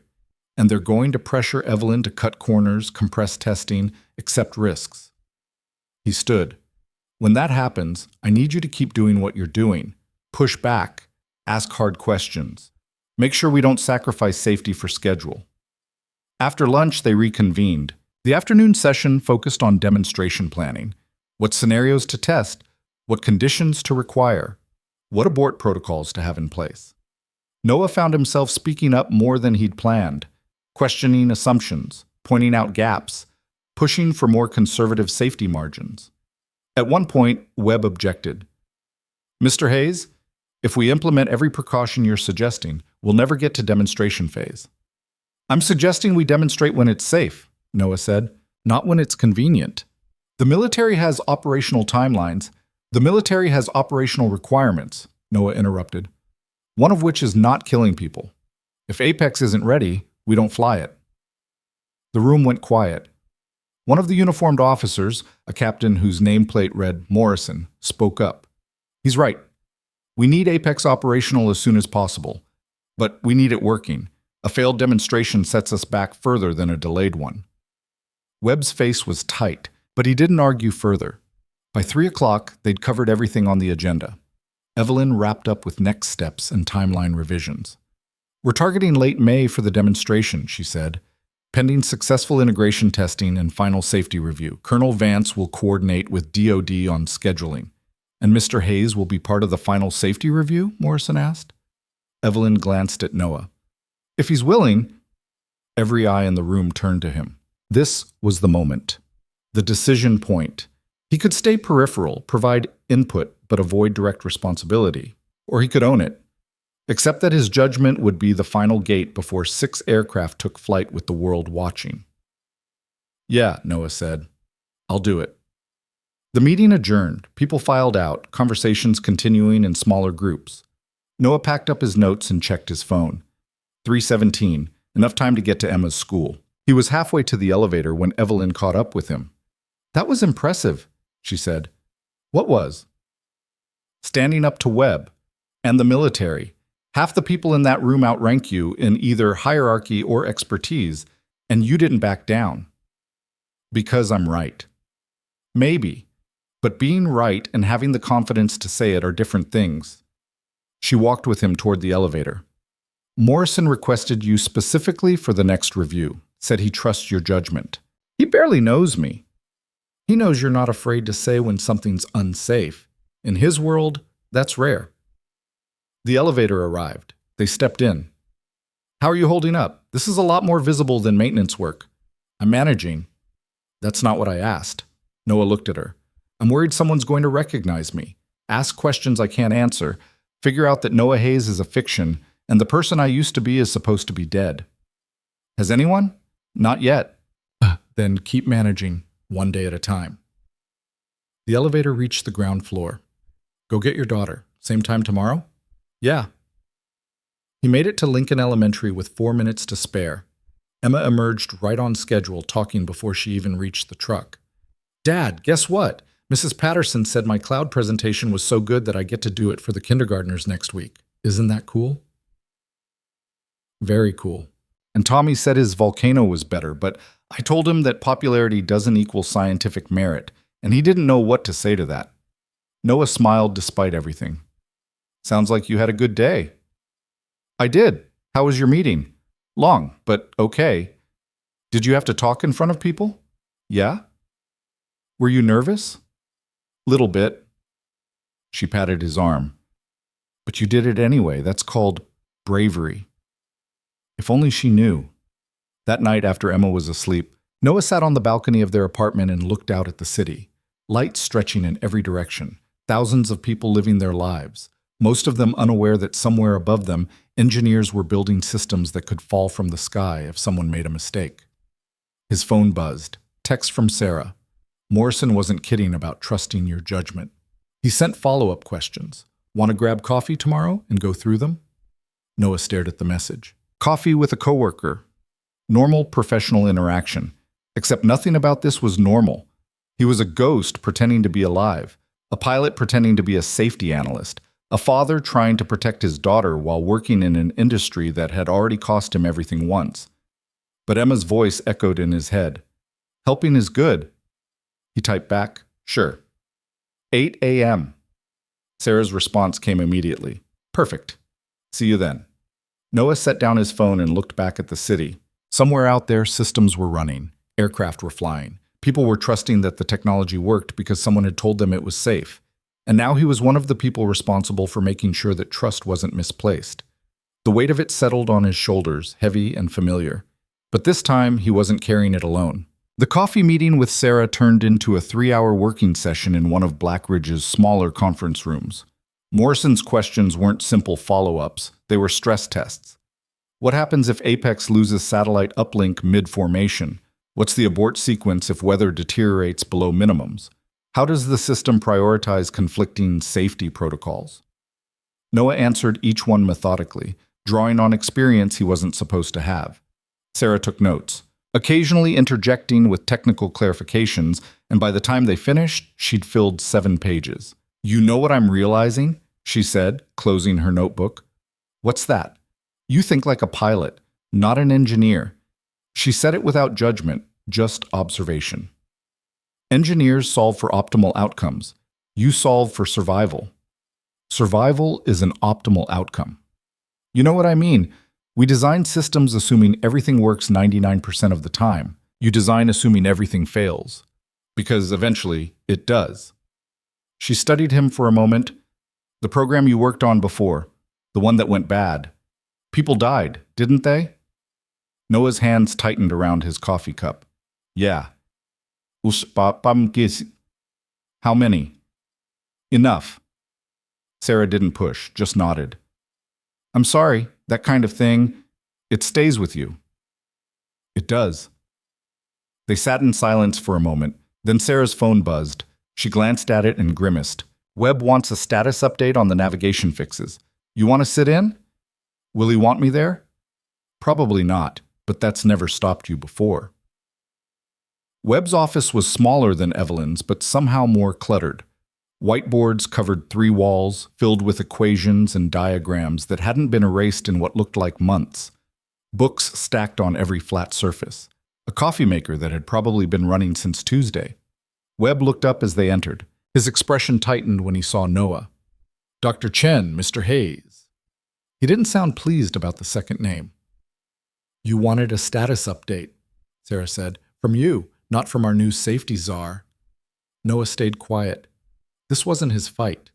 Sarah pulled up a tablet. Navigation fixes are complete. We've run 2,000 simulation hours without drift accumulation exceeding safe thresholds. Integration testing starts Monday. And you're confident the fixes are stable? As confident as I can be without real flight data. Webb turned to Noah. And you? Are you going to find another catastrophic flaw we somehow missed? The hostility was barely masked. Noah understood it. Webb had spent 3 years building Apex, and some maintenance guy turned safety analyst had punched holes in his work. Professional pride was a real thing. I hope not, Noah said evenly. But if there's something unsafe, I'll say so. Of course you will, because that's your job now, professional skeptic. Webb leaned back in his chair. Tell me something, Hayes. What did you do before Blackridge, before you were fixing pressure sensors and questioning my engineering? Military contractor. Doing what? Flight systems work. That's vague. It's accurate. It's evasive. Webb's eyes narrowed. See, I did some checking, asked around. And you know what's interesting? Nobody knows you. No publications, no conference presentations, no professional network. You just appeared 18 months ago with a resume that doesn't actually say anything. Sarah shifted uncomfortably. Marcus, what's your point? My point is we're trusting critical safety decisions to someone whose background we can't verify, whose expertise is based on experience he won't discuss. And I want to know why. Noah kept his voice calm. Because the work I did before was classified. Records sealed, identities protected. Standard protocol for certain programs. Convenient. Necessary. For what? What were you doing that requires this level of secrecy? The room was very quiet. Noah could walk away. Refuse to engage. Let Webb's suspicion hang in the air unanswered. Or he could give just enough truth to shut this down. I was a pilot, he said, working with autonomous combat systems. During a live operation, the system failed. People died. The program got scrubbed. Everyone involved got new identities. And I took the deal because I had a 3-week-old daughter who mattered more than being right about what went wrong. He met Webb's eyes. That specific enough for you? Webb stared at him, then looked at Sarah. You knew about this? I knew he had relevant experience. Relevant experience? He was involved in a program that killed people. I didn't kill them, Noah said quietly. The system did. The system I'd warned would fail. The system people like you insisted was ready because the simulations looked good. That's not fair. Neither is people dying because engineers were more invested in being right than being safe. Noah stood. You want to question my expertise? Fine. Question it. But do it by finding flaws in my analysis, not by attacking my background. Because I've already lived through the worst-case scenario. I know what happens when smart people convince themselves their math is good enough. He moved toward the door. I'm not letting it happen again. He left before Webb could respond. In the hallway, Sarah caught up with him. That was intense. Yeah, You okay? I'm fine. You don't look fine. You look like you're about to punch something. Noah stopped walking, took a breath. Webb's right about one thing. My background is a problem. Eventually, someone's going to dig deep enough to find inconsistencies. And when they do, we'll handle it, Sarah interrupted. Evelyn knows who you are. Vance knows. The people who matter know. Webb's just upset because you made him look bad. I made his system look bad. Same thing to him. She paused. For what it's worth, I'm glad you're here, even if it's uncomfortable sometimes. We need someone asking hard questions. Noah's phone buzzed. Text from Emma's school. Early dismissal today. Teacher in service. Pick up at 1 p.m. He checked his watch. 12:17. I have to go, he said. Everything okay? School pickup. Early dismissal. Sarah nodded. Go. We can finish Morrison's questions Monday. Yeah. Noah made it to Lincoln Elementary with 3 minutes to spare. Emma was waiting with her class on the playground, and her face lit up when she saw him. Dad, you're early. School's early. I know. Teacher training day. She climbed into the truck. Can we go to the park? Don't you have homework? Not till Monday, please? He looked at her, 6 years old, gap-toothed smile, completely oblivious to the fact that he'd just had a confrontation that could unravel everything. Yeah, he said. We can go to the park. They spent 2 hours at Riverside Park, which did actually have a view of the river and therefore lived up to its name better than their apartment complex. Emma played on the equipment while Noah sat on a bench and tried to not think about Webb's questions. Eventually, Emma came over and flopped down next to him. You're doing it again, she said. Doing what?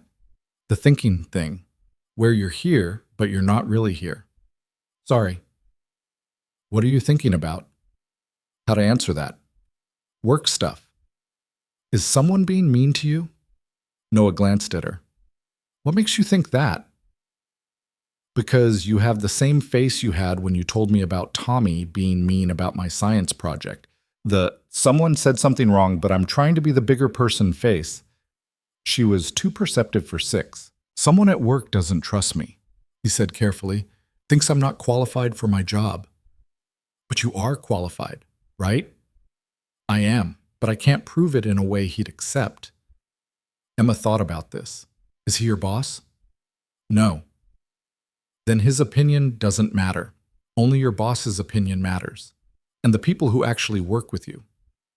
She said it with complete confidence. Mrs. Patterson says you can't make everyone like you. You just have to be good at what you do. Mrs. Patterson is smart.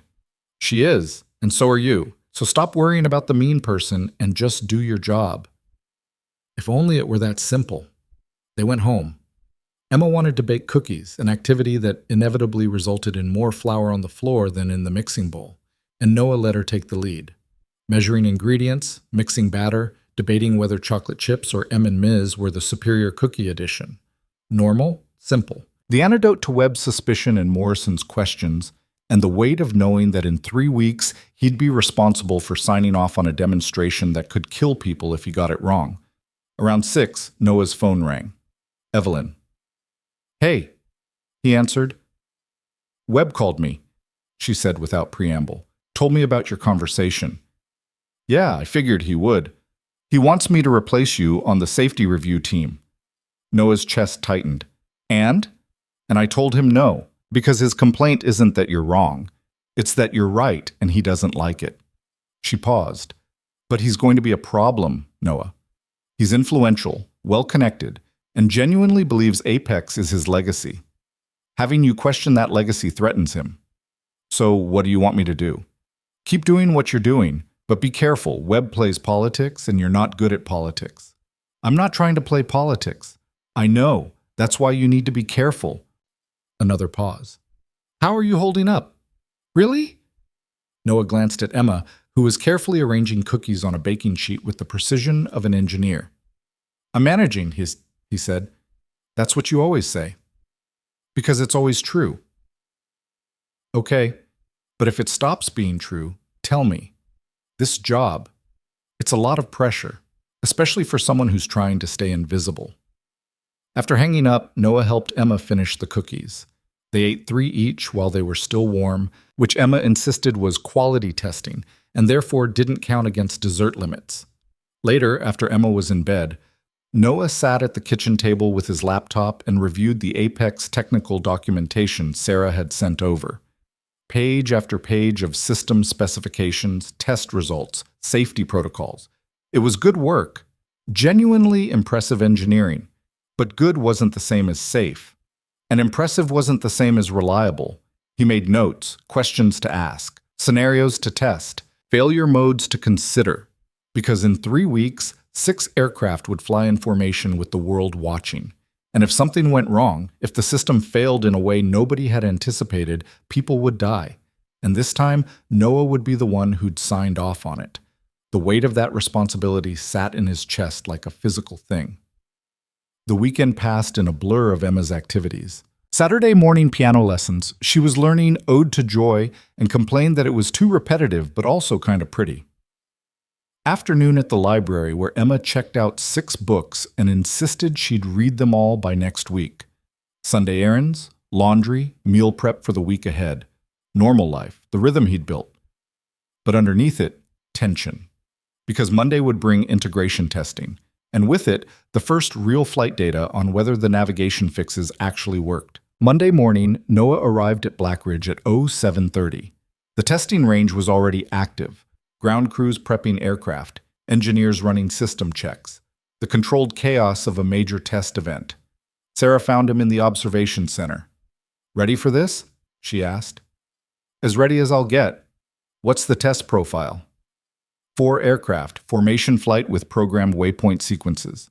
We'll stress the navigation system with varying wind conditions and temperature gradients. If the drift accumulation stays within bounds, we're clear for expanded testing. And if it doesn't, then we have more work to do. The test began at 0900. Noah watched the displays as 4 unmanned aircraft, smaller than the operational Apex units but using the same core systems, lifted off and formed up. The first hour went perfectly.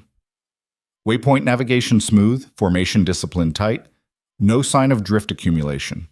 Noah watched the telemetry data scroll past. Position updates, sensor readings, decision matrices processing in real time. Everything nominal, too nominal.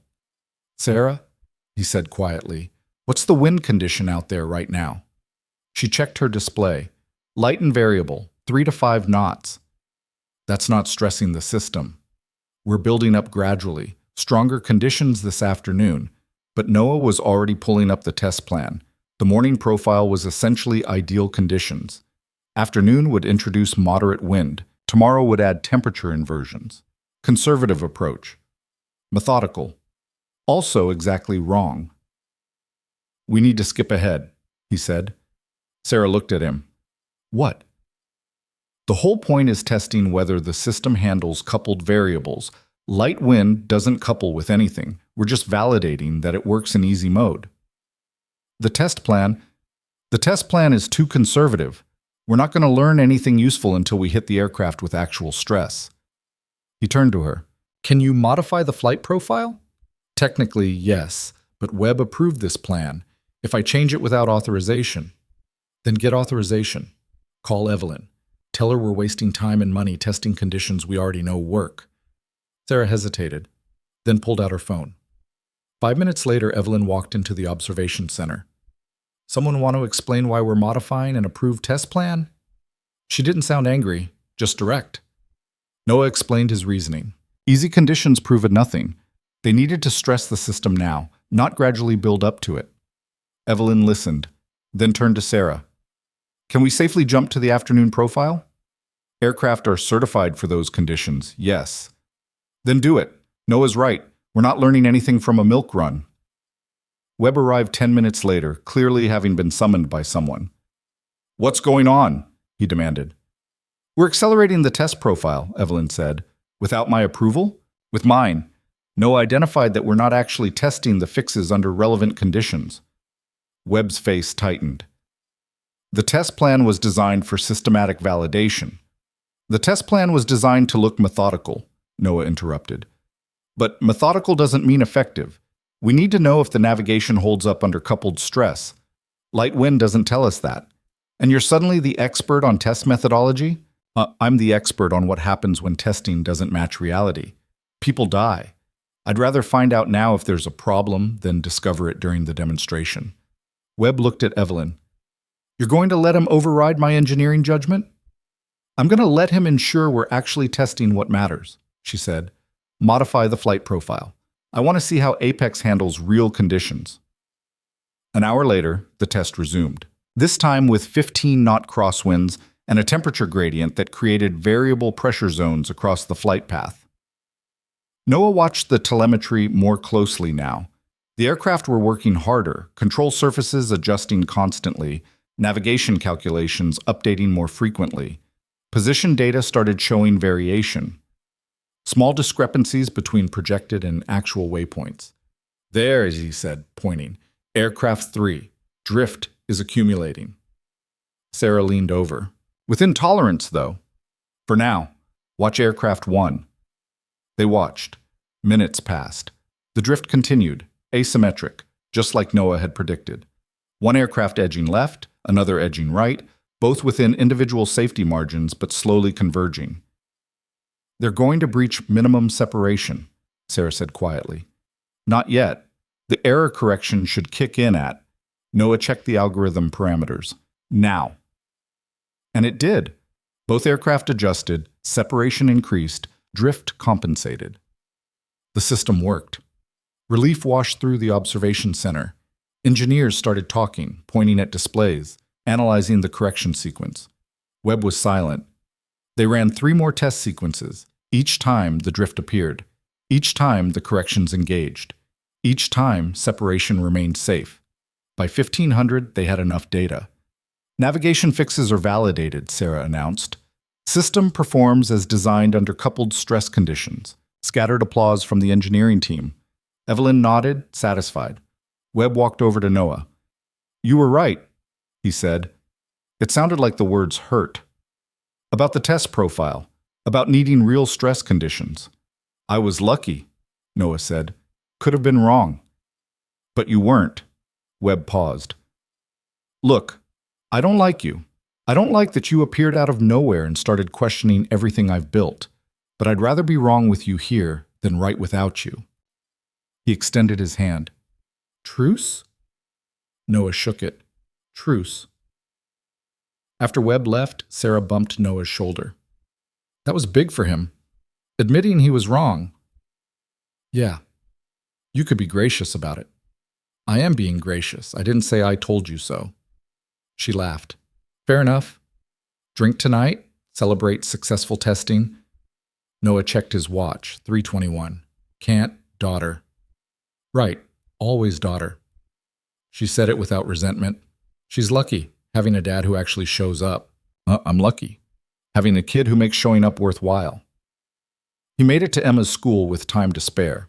She emerged talking to another girl, Sarah something. Noah could never keep track of Emma's social circle and didn't notice him until she was halfway to the truck.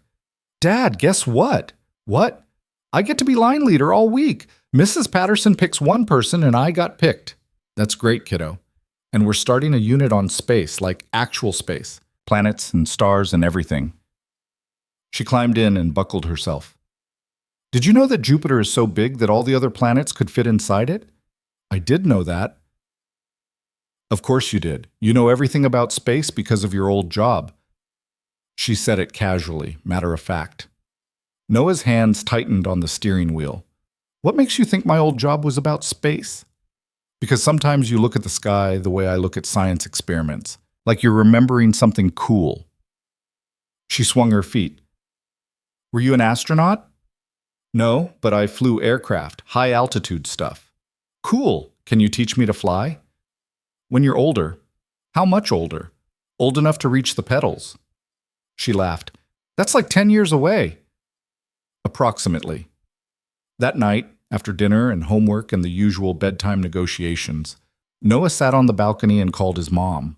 Something he did maybe once a month, obligatory check-ins that never went deeper than surface pleasantries. Noah, she answered, this is a surprise. Hey, Mom, how are things? Fine, the usual. Your father's golf game is terrible. The garden needs work. Mrs. Henderson's cat keeps getting into our yard. She paused. Why are you really calling?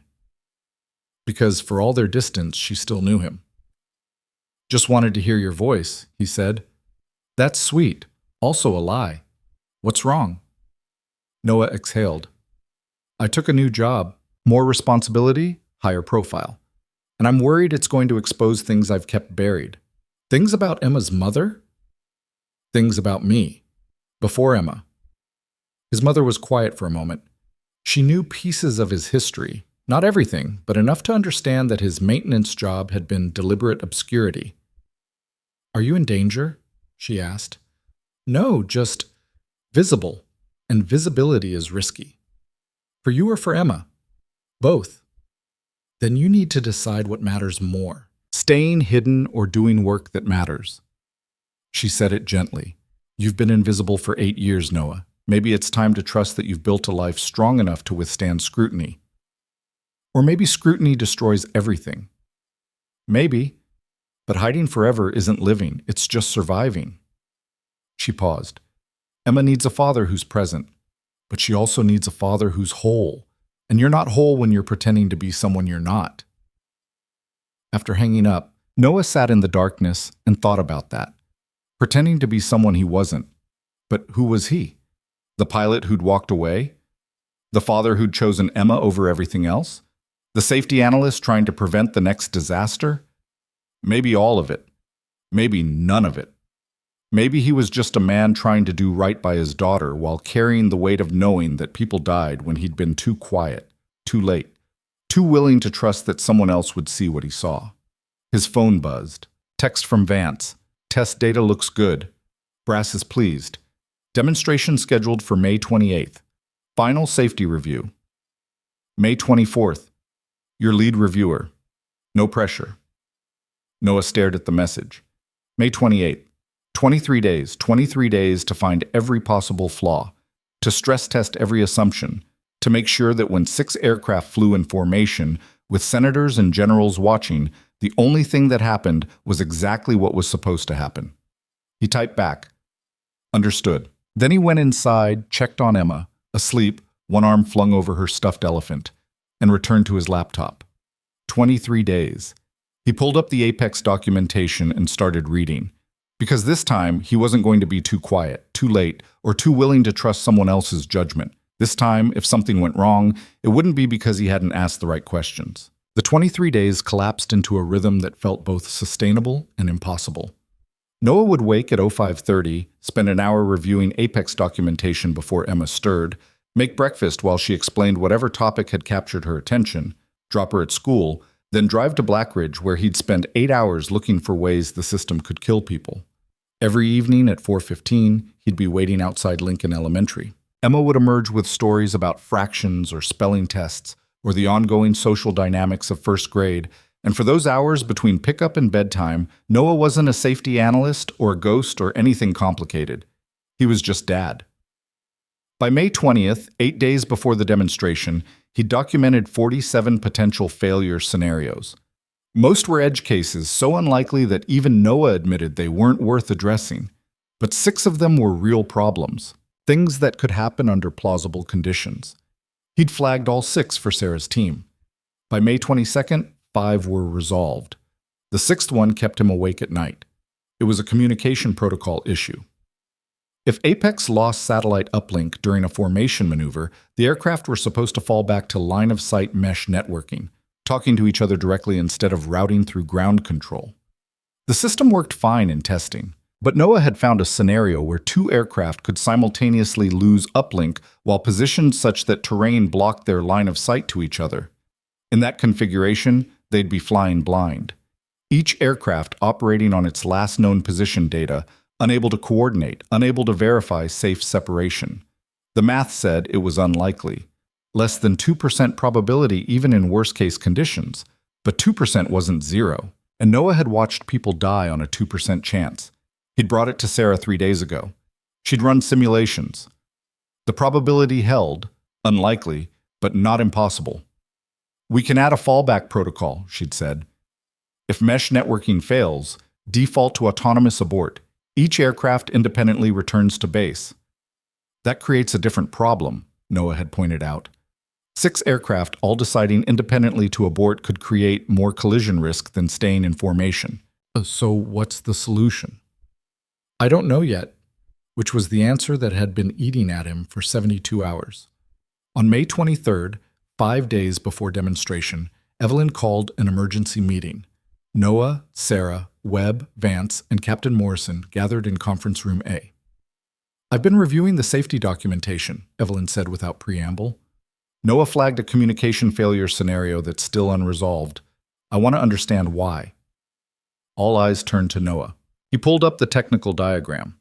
If 2 aircraft lose satellite uplink while terrain masked from each other, they can't coordinate recovery.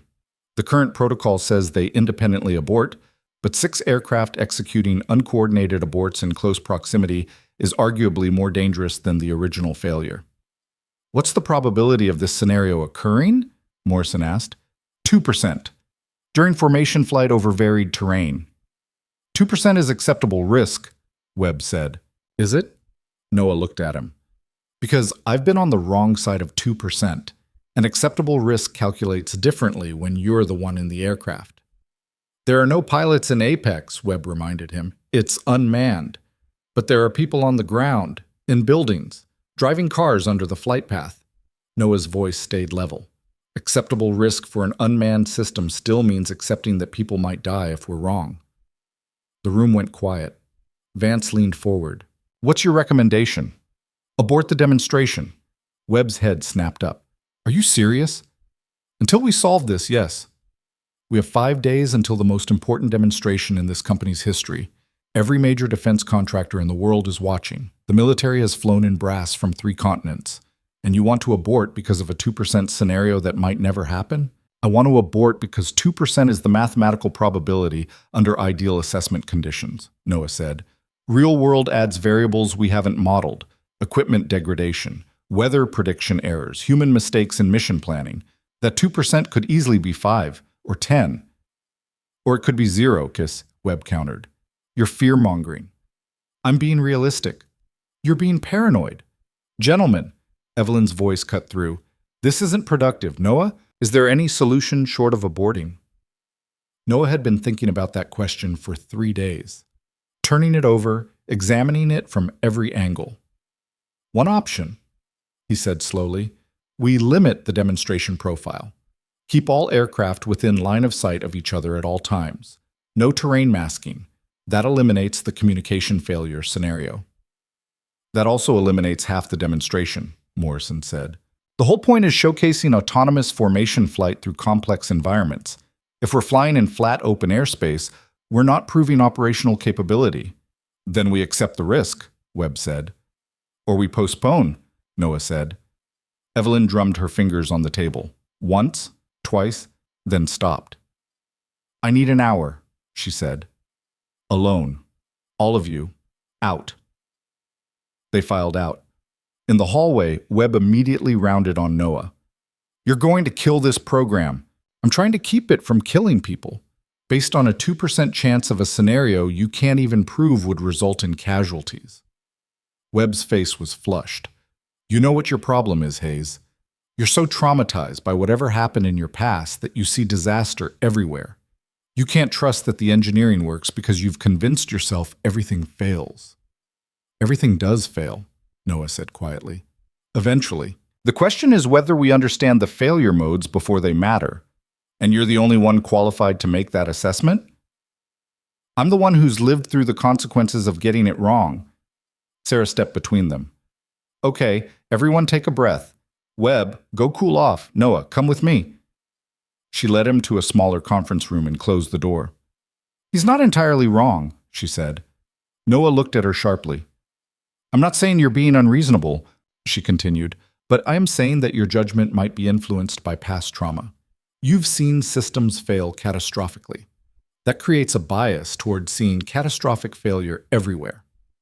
So you think I'm wrong about the communication protocol? No, I think you're right that it's a risk. I'm just not sure it's a risk that justifies aborting." She sat down. Look, I ran additional simulations last night. Even if two aircraft lose coordination, the probability of actual collision is under 0.5%. The safety margins are that robust. Safety margins don't matter if the scenario falls outside them. Nothing is perfectly safe, Noah. Every flight has risk. Every system has failure modes. At some point, we have to accept that we've done due diligence and proceed. And if we're wrong, then we're wrong. But we can't prevent every possible failure. We can only make them unlikely enough to be acceptable. Noah's phone buzzed. Text from Emma's school. Reminder, end of year concert tomorrow, 6 p.m. Emma is very excited. Right, the concert. He'd almost forgotten. Sarah noticed his expression. Everything okay? Yeah, just life. He pocketed his phone. You have kids? No, never seemed to fit with the career trajectory. You ever regret that? She considered. Sometimes, when I see people like you who clearly have something that matters more than work. But mostly, no. I like my life. I'm good at what I do. She paused. Why do you ask? Because I'm trying to figure out if I'm making decisions based on rational risk assessment or based on the fact that I have a 6-year-old daughter who needs me to come home every night. Can it be both? Maybe. Maybe that was the point. Maybe being a father didn't compromise his judgment. It clarified it. Made him remember that systems didn't exist in abstract mathematical space. They existed in a world where real people lived and died based on whether the math was right. Evelyn emerged from conference room A an hour later and called them back in. I've made a decision, she said. We proceed with the demonstration as planned, but with modifications. She looked at Noah. We'll limit the flight profile to eliminate terrain masking. All aircraft maintain line of sight throughout the demonstration. That addresses your communication concern. It also reduces the demonstration's impact, Webb said. I'm aware, but I'd rather demonstrate partial capability safely than full capability with unacceptable risk. She turned to Morrison. Will the military accept a modified profile? They won't love it, but they'll understand, especially if we frame it as responsible risk management. Good. Make it happen. Evelyn looked around the table. Anything else? Noah wanted to say yes, wanted to push for more time, more testing, more certainty.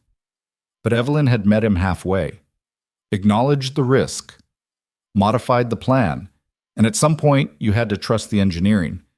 No, he said. That works.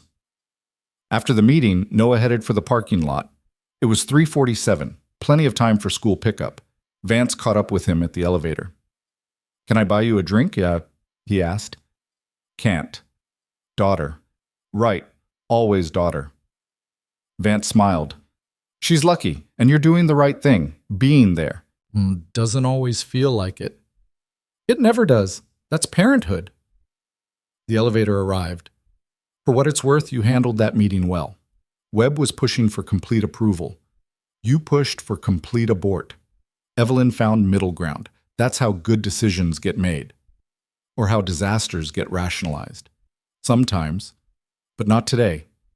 Today you identified a real risk, we acknowledged it, and we mitigated it. That's the system working. Vance extended his hand. See you at the demonstration. Emma's concert the next night was exactly what elementary school concerts were. Enthusiastic, chaotic, and completely sincere. 25 first graders singing songs about friendship and seasons, most of them off-key, all of them trying their best. Emma stood in the front row, her voice cutting through the general noise with the confidence of someone who absolutely believed she was nailing it. She caught Noah's eye during the second song and grinned so wide he could see the gap where her front tooth used to be. After the concert, parents mingled in the cafeteria with cookies and punch. Noah grabbed a cup and found a corner, watching Emma show off her participation certificate to other kids. Mrs. Patterson approached. Mr. Hayes, Emma did wonderfully tonight. She did, thank you. She talks about you a lot, you know, her dad who's really smart and works with airplanes. Mrs. Patterson smiled. She's very proud of you. Noah's chest tightened. I'm proud of her too. It shows. Not every parent makes it to every event, but you're always here. She's my priority, and she knows it. That matters more than you might think. Mrs. Patterson glanced at Emma. She's a special kid. Smart, curious, kind. Whatever you're doing, keep doing it. After they got home, Emma wanted to stay up late. Concert excitement, she argued, was a valid reason for extended bedtime. Noah negotiated her down to 30 extra minutes and spent it listening to her analyze each song's musical structure and which kids had been off-tempo. "Dad?" she said as he was turning off her light. "Yeah? Do you ever get nervous, like before something big happens at work?" "All the time." "What do you do?" "I try to remember that I've prepared as much as I can, and that being nervous means I care about getting it right." He sat on the edge of her bed. "Why?" "Because I was nervous before the concert, and I didn't mess up, but I was still nervous. That's normal. Nerves are just your body's way of saying something matters. So you're nervous about your work thing on Thursday?" The demonstration. She'd been paying attention. "Yeah," he admitted. "I'm nervous. But you'll do good, because you always do." She said it with complete faith, "And then you'll come home and tell me about it. Promise." She smiled and closed her eyes. "Love you." "Love you too, kiddo." May 28th arrived with clear skies and light winds, perfect demonstration conditions. Noah arrived at Black Ridge at 700. The testing range was transformed. Temporary structures for VYP viewing, media trucks, security checkpoints, the controlled chaos of an event 3 years in the making. Sarah found him in the command center. "Ready?" she asked. "As ready as I'll be." Aircraft are prepped, final systems check complete. Weather is ideal. Flight profile confirmed. No terrain masking. All aircraft maintain line of sight. What's the VIP count? 83, including 5 senators, a dozen generals, and representatives from every major defense contractor. She paused. No pressure. Noah checked the displays. 6 Apex aircraft on the tarmac, systems online, ready for autonomous flight. Evelyn appeared at 0745, followed by Vance and Morrison. Webb was already in the command center, reviewing final calculations. At 0800, the VIP viewing area filled. Noah watched through the windows as senators and generals took their seats, as media set up cameras, as the weight of expectation settled over everything. Evelyn addressed the crowd, brief remarks about innovation, safety, the future of autonomous flight. Then she turned control over to Sarah. "Ladies and gentlemen, what you're about to witness is 6 Apex aircraft executing autonomous formation flight. No human input beyond mission parameters. Complete autonomous decision-making, coordination, and execution." Sarah's voice carried across the loudspeakers. "Flight operations commence in 60 seconds. Noah's hands were sweating. He wiped them on his pants, watched the countdown timer. 30 seconds. All the work, all the testing, all the scenarios they'd examined and problems they'd solved and risks they'd accepted. Came down to this. 15 seconds. Emma's voice echoed in his head. "You'll do good, because you always do." 5 seconds. The aircraft powered up. Engines spooling, control surfaces testing, navigation systems linking. 0. 6 aircraft lifted off simultaneously. Perfect coordination. They climbed to 200 feet, formed up in a tight delta formation, and began the programmed sequence. First waypoint, executed flawlessly. Aircraft adjusted positions, maintained separation, coordination smooth. Second waypoint, minor wind shear, corrections applied automatically, formation stable. Noah watched the telemetry data scroll past. Every system nominal, every decision point executed correctly. Third waypoint required a formation change, delta to echelon. The aircraft separated, repositioned, reformed. Textbook precision. The VIP area erupted in applause, but Noah was watching something else. Aircraft 4's telemetry showed a communication lag. Microseconds, barely noticeable. Well within tolerance. But there. "Sarah," he said quietly. "Aircraft 4. You seen the comm delay?" She pulled up the detailed data. "Yeah, 16 milliseconds. Still nominal." "Watch it." They watched. 4th waypoint executed. 5th waypoint executed. The comm delay held steady, present but not growing. Sixth waypoint coming up. The final maneuver, synchronized turn through a coordinated arc. The signature move. The one that would prove Apex could think as a cohesive unit. The aircraft began the turn. Aircraft 4's comm delay spiked to 47 milliseconds. That's outside tolerance, Noah said. Sarah was already on it. Checking satellite link. Signal strength dropping. Not critical yet, but degrading. Can we abort the maneuver? Not without disrupting the entire demonstration. She pulled up protocols. The aircraft can complete the turn on buffered position data. It's designed for this. How old is the buffer? 3 seconds. 3 seconds.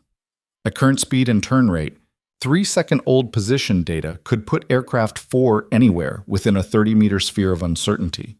And if the other aircraft didn't know where aircraft 4 actually was, Noah's mind raced through the calculations: formation spacing, turn radius, margin of error.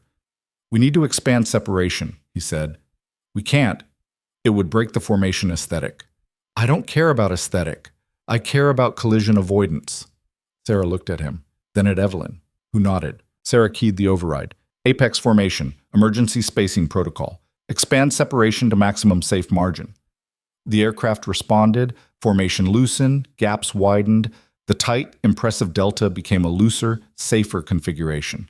Less impressive, but survivable. Aircraft 4's satellite link stabilized. Comm delay dropped back to normal. The formation completed the turn. Wider than planned, less dramatic than intended, but safe. Final waypoint. All aircraft returned to base. Perfect landing, systems shut down, demonstration complete. The VIP area applauded. Enthusiastic, impressed. They didn't know. Didn't understand how close it had been. Noah's legs felt weak. He sat down. Sarah squeezed his shoulder. You caught it. Another 30 seconds and 4 would have been flying blind through that turn. Another 30 seconds and we'd be explaining a mid-air collision to senators. Evelyn approached. What happened? Sarah explained. The comm delay, the buffer limitation, the decision to expand separation. Did anyone notice? Evelyn asked. The VIPs? No. They saw a successful autonomous formation flight. Mission accomplished. But we know the truth, Noah said, that the system almost failed, that we got lucky. We didn't get lucky, Evelyn corrected. We had someone watching who knew what to look for. That's not luck. That's preparation. She looked at him. You did good, Noah. After the VIPs cleared out and the media left and the command center emptied, Noah sat alone looking at the telemetry logs. Sarah found him there at 3:45. You're going to be late for school pickup, she said. I know, just trying to understand what caused the satellite degradation. Solar flare activity. Nothing we could have predicted or prevented. She pulled up a chair. You saved the demonstration, you know. If we'd kept tight formation through that turn, the probability of collision would have been significant. And if I'd pushed harder 3 days ago, we would have designed around this scenario entirely. You can't predict everything. I should have predicted this. Communication failure was literally the scenario I flagged. And we addressed it. Modified the flight profile, eliminated terrain masking. The satellite issue was a different failure mode. She paused. You know what I think? What? I think you're so focused on preventing disaster that you can't recognize success. The demonstration worked. Apex performed exactly as designed. And when a problem appeared, we caught it and corrected it. That's the system working. Noah looked at the logs. At the moment where Aircraft 4's data went uncertain, at the decision point where they'd chosen safety over spectacle. Maybe she was right. Maybe success didn't mean perfect. Maybe it meant catching the problems fast enough to matter. His phone buzzed. 3:52. I have to go, he said. Go. Your daughter's waiting. He made it to Lincoln Elementary at 4:16, 1 minute late. Emma was standing with Mrs. Patterson, and her face showed concern until she saw him. Dad, you're late. I know. Sorry. Work ran over. Did your big thing happen? It did. How did it go? Noah thought about how to answer, about the near miss that only 3 people understood, about the decision to expand separation, about the fact that they demonstrated autonomous flight while quietly preventing a disaster. It went well, he said. Better than expected. Because you were there to make sure it went right? Something like that. In the truck, Emma chattered about her day, spelling test results, playground politics, plans for summer break. Noah listened and responded and tried to be present instead of replaying telemetry data in his head. At home, Emma wanted to make dinner. Her call, her rules. They ended up with grilled cheese sandwiches and tomato soup, which she insisted was a balanced meal because it has bread and vegetables and dairy. Over dinner, she looked at him seriously. "You look tired," she said. "Long day." "But a good day?" "Yeah, good day." "Then why do you look sad?" Noah set down his spoon. 6 years old, and she could read him better than anyone. "Because I keep thinking about all the things that could have gone wrong," he admitted, "and how close we came to something bad happening. But it didn't happen, right?" "Right. Then you did your job. You made sure it didn't happen." She said it like it was obvious. That's what being good at something means. Not that nothing goes wrong, but that when things start to go wrong, you fix them. He looked at his daughter, 6 years old, gap-toothed wisdom. "When did you get so smart?" "I've always been smart. You just don't always notice because you're busy thinking about work." She grinned. "But I forgive you." After Emma was in bed, Noah sat on the balcony and called Evelyn. "Hey," she answered. "How are you holding up?" "I'm okay, just processing." Morrison called. The military loved the demonstration. They're fast-tracking Apex to operational status. Full contract signed. $8 billion over 5 years. That's good. It's better than good. It's company changing. A pause. "None of it happens without you, you know. Without you catching the navigation flaw. Without you flagging the communication issue. Without you making the call to expand separation during the turn. I was just doing the job. You were doing more than that. You were being the voice that says, wait, look closer, make sure. Every organization needs that voice. Most of them ignore it." She paused. "We didn't ignore you, and that made the difference." After hanging up, Noah thought about that, about being the voice that questioned, that pushed back, that asked whether good enough was actually good enough. It was exhausting, being that person, but it mattered.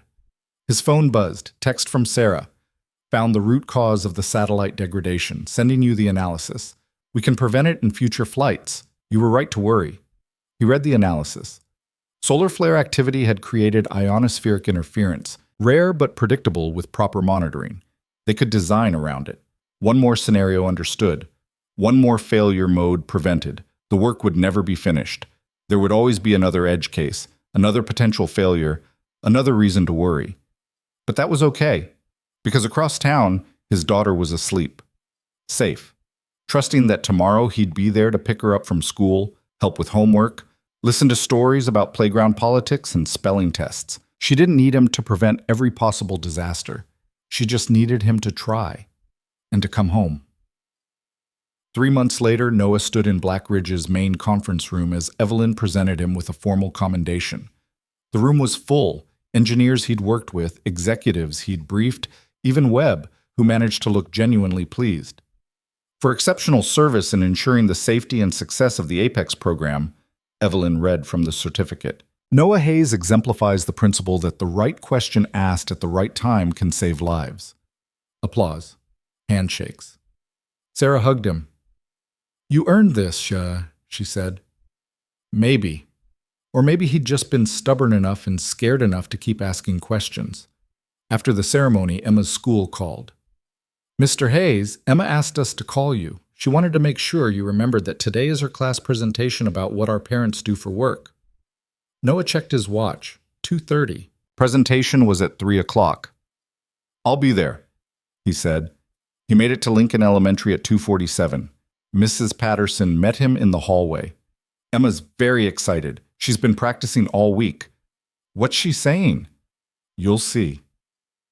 In the classroom, Noah sat in a chair sized for 6-year-olds while Emma stood at the front. She'd made a poster, hand-drawn pictures of airplanes, the word safety in large letters, and a surprisingly accurate diagram of formation flight. "My dad works at an airplane company," she began, "but he doesn't fly the airplanes. He makes sure they're safe. Because even when things are really smart and work really well, sometimes they can still go wrong. And his job is to find the wrong parts before they hurt people. She pointed to her diagram. Like, if two airplanes are flying together, they have to talk to each other so they don't crash. And my dad makes sure they can talk. And if they can't talk, he makes sure they know what to do so they're still safe. She looked directly at Noah. And he's really good at it, because he cares about people more than he cares about being impressive. Noah's throat tightened. And the best part, Emma continued, is that even though his job is really important, he always comes home, every day at 4:15, because I'm important too. She grinned. Any questions? A boy in the back raised his hand. Does your dad fly the airplanes himself? Emma looked at Noah, and in that moment he saw her understanding. Not the details, she was too young for that, but the essence. That he'd been someone else once, someone who did things he didn't talk about. He used to, she said carefully, but now he does something more important. After the presentation, Noah hugged her tight. That was perfect, he said. I know, I practiced a lot. She pulled back. Did I get it right? About what you do? You got it exactly right. Good, because Mrs. Patterson said we should be accurate. She grabbed her backpack. Can we get ice cream? I think good presentations deserve celebration. Absolutely. They got ice cream.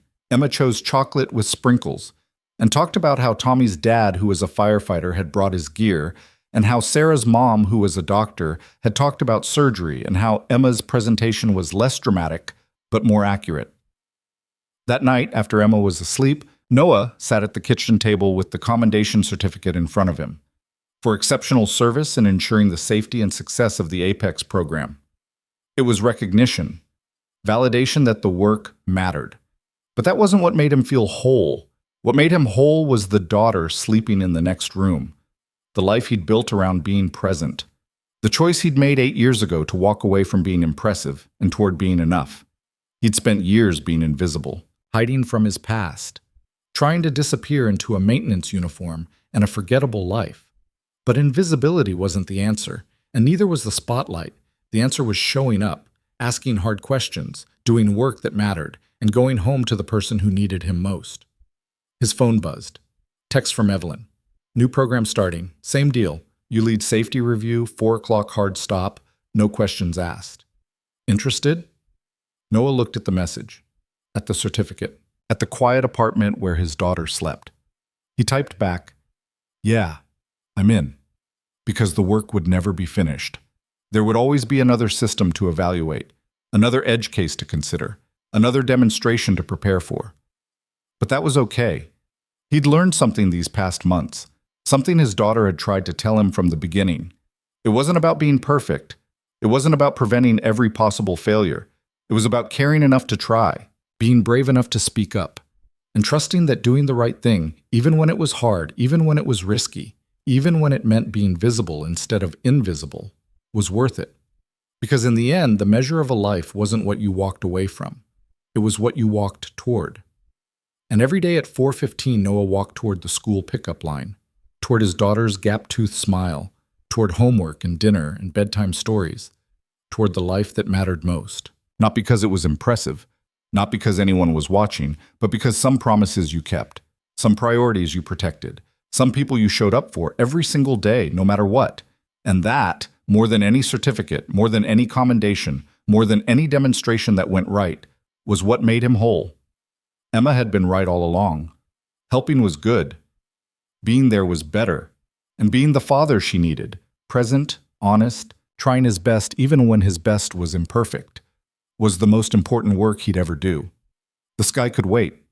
His daughter couldn't. And in choosing her every single day, every single time, he'd finally become someone worth being.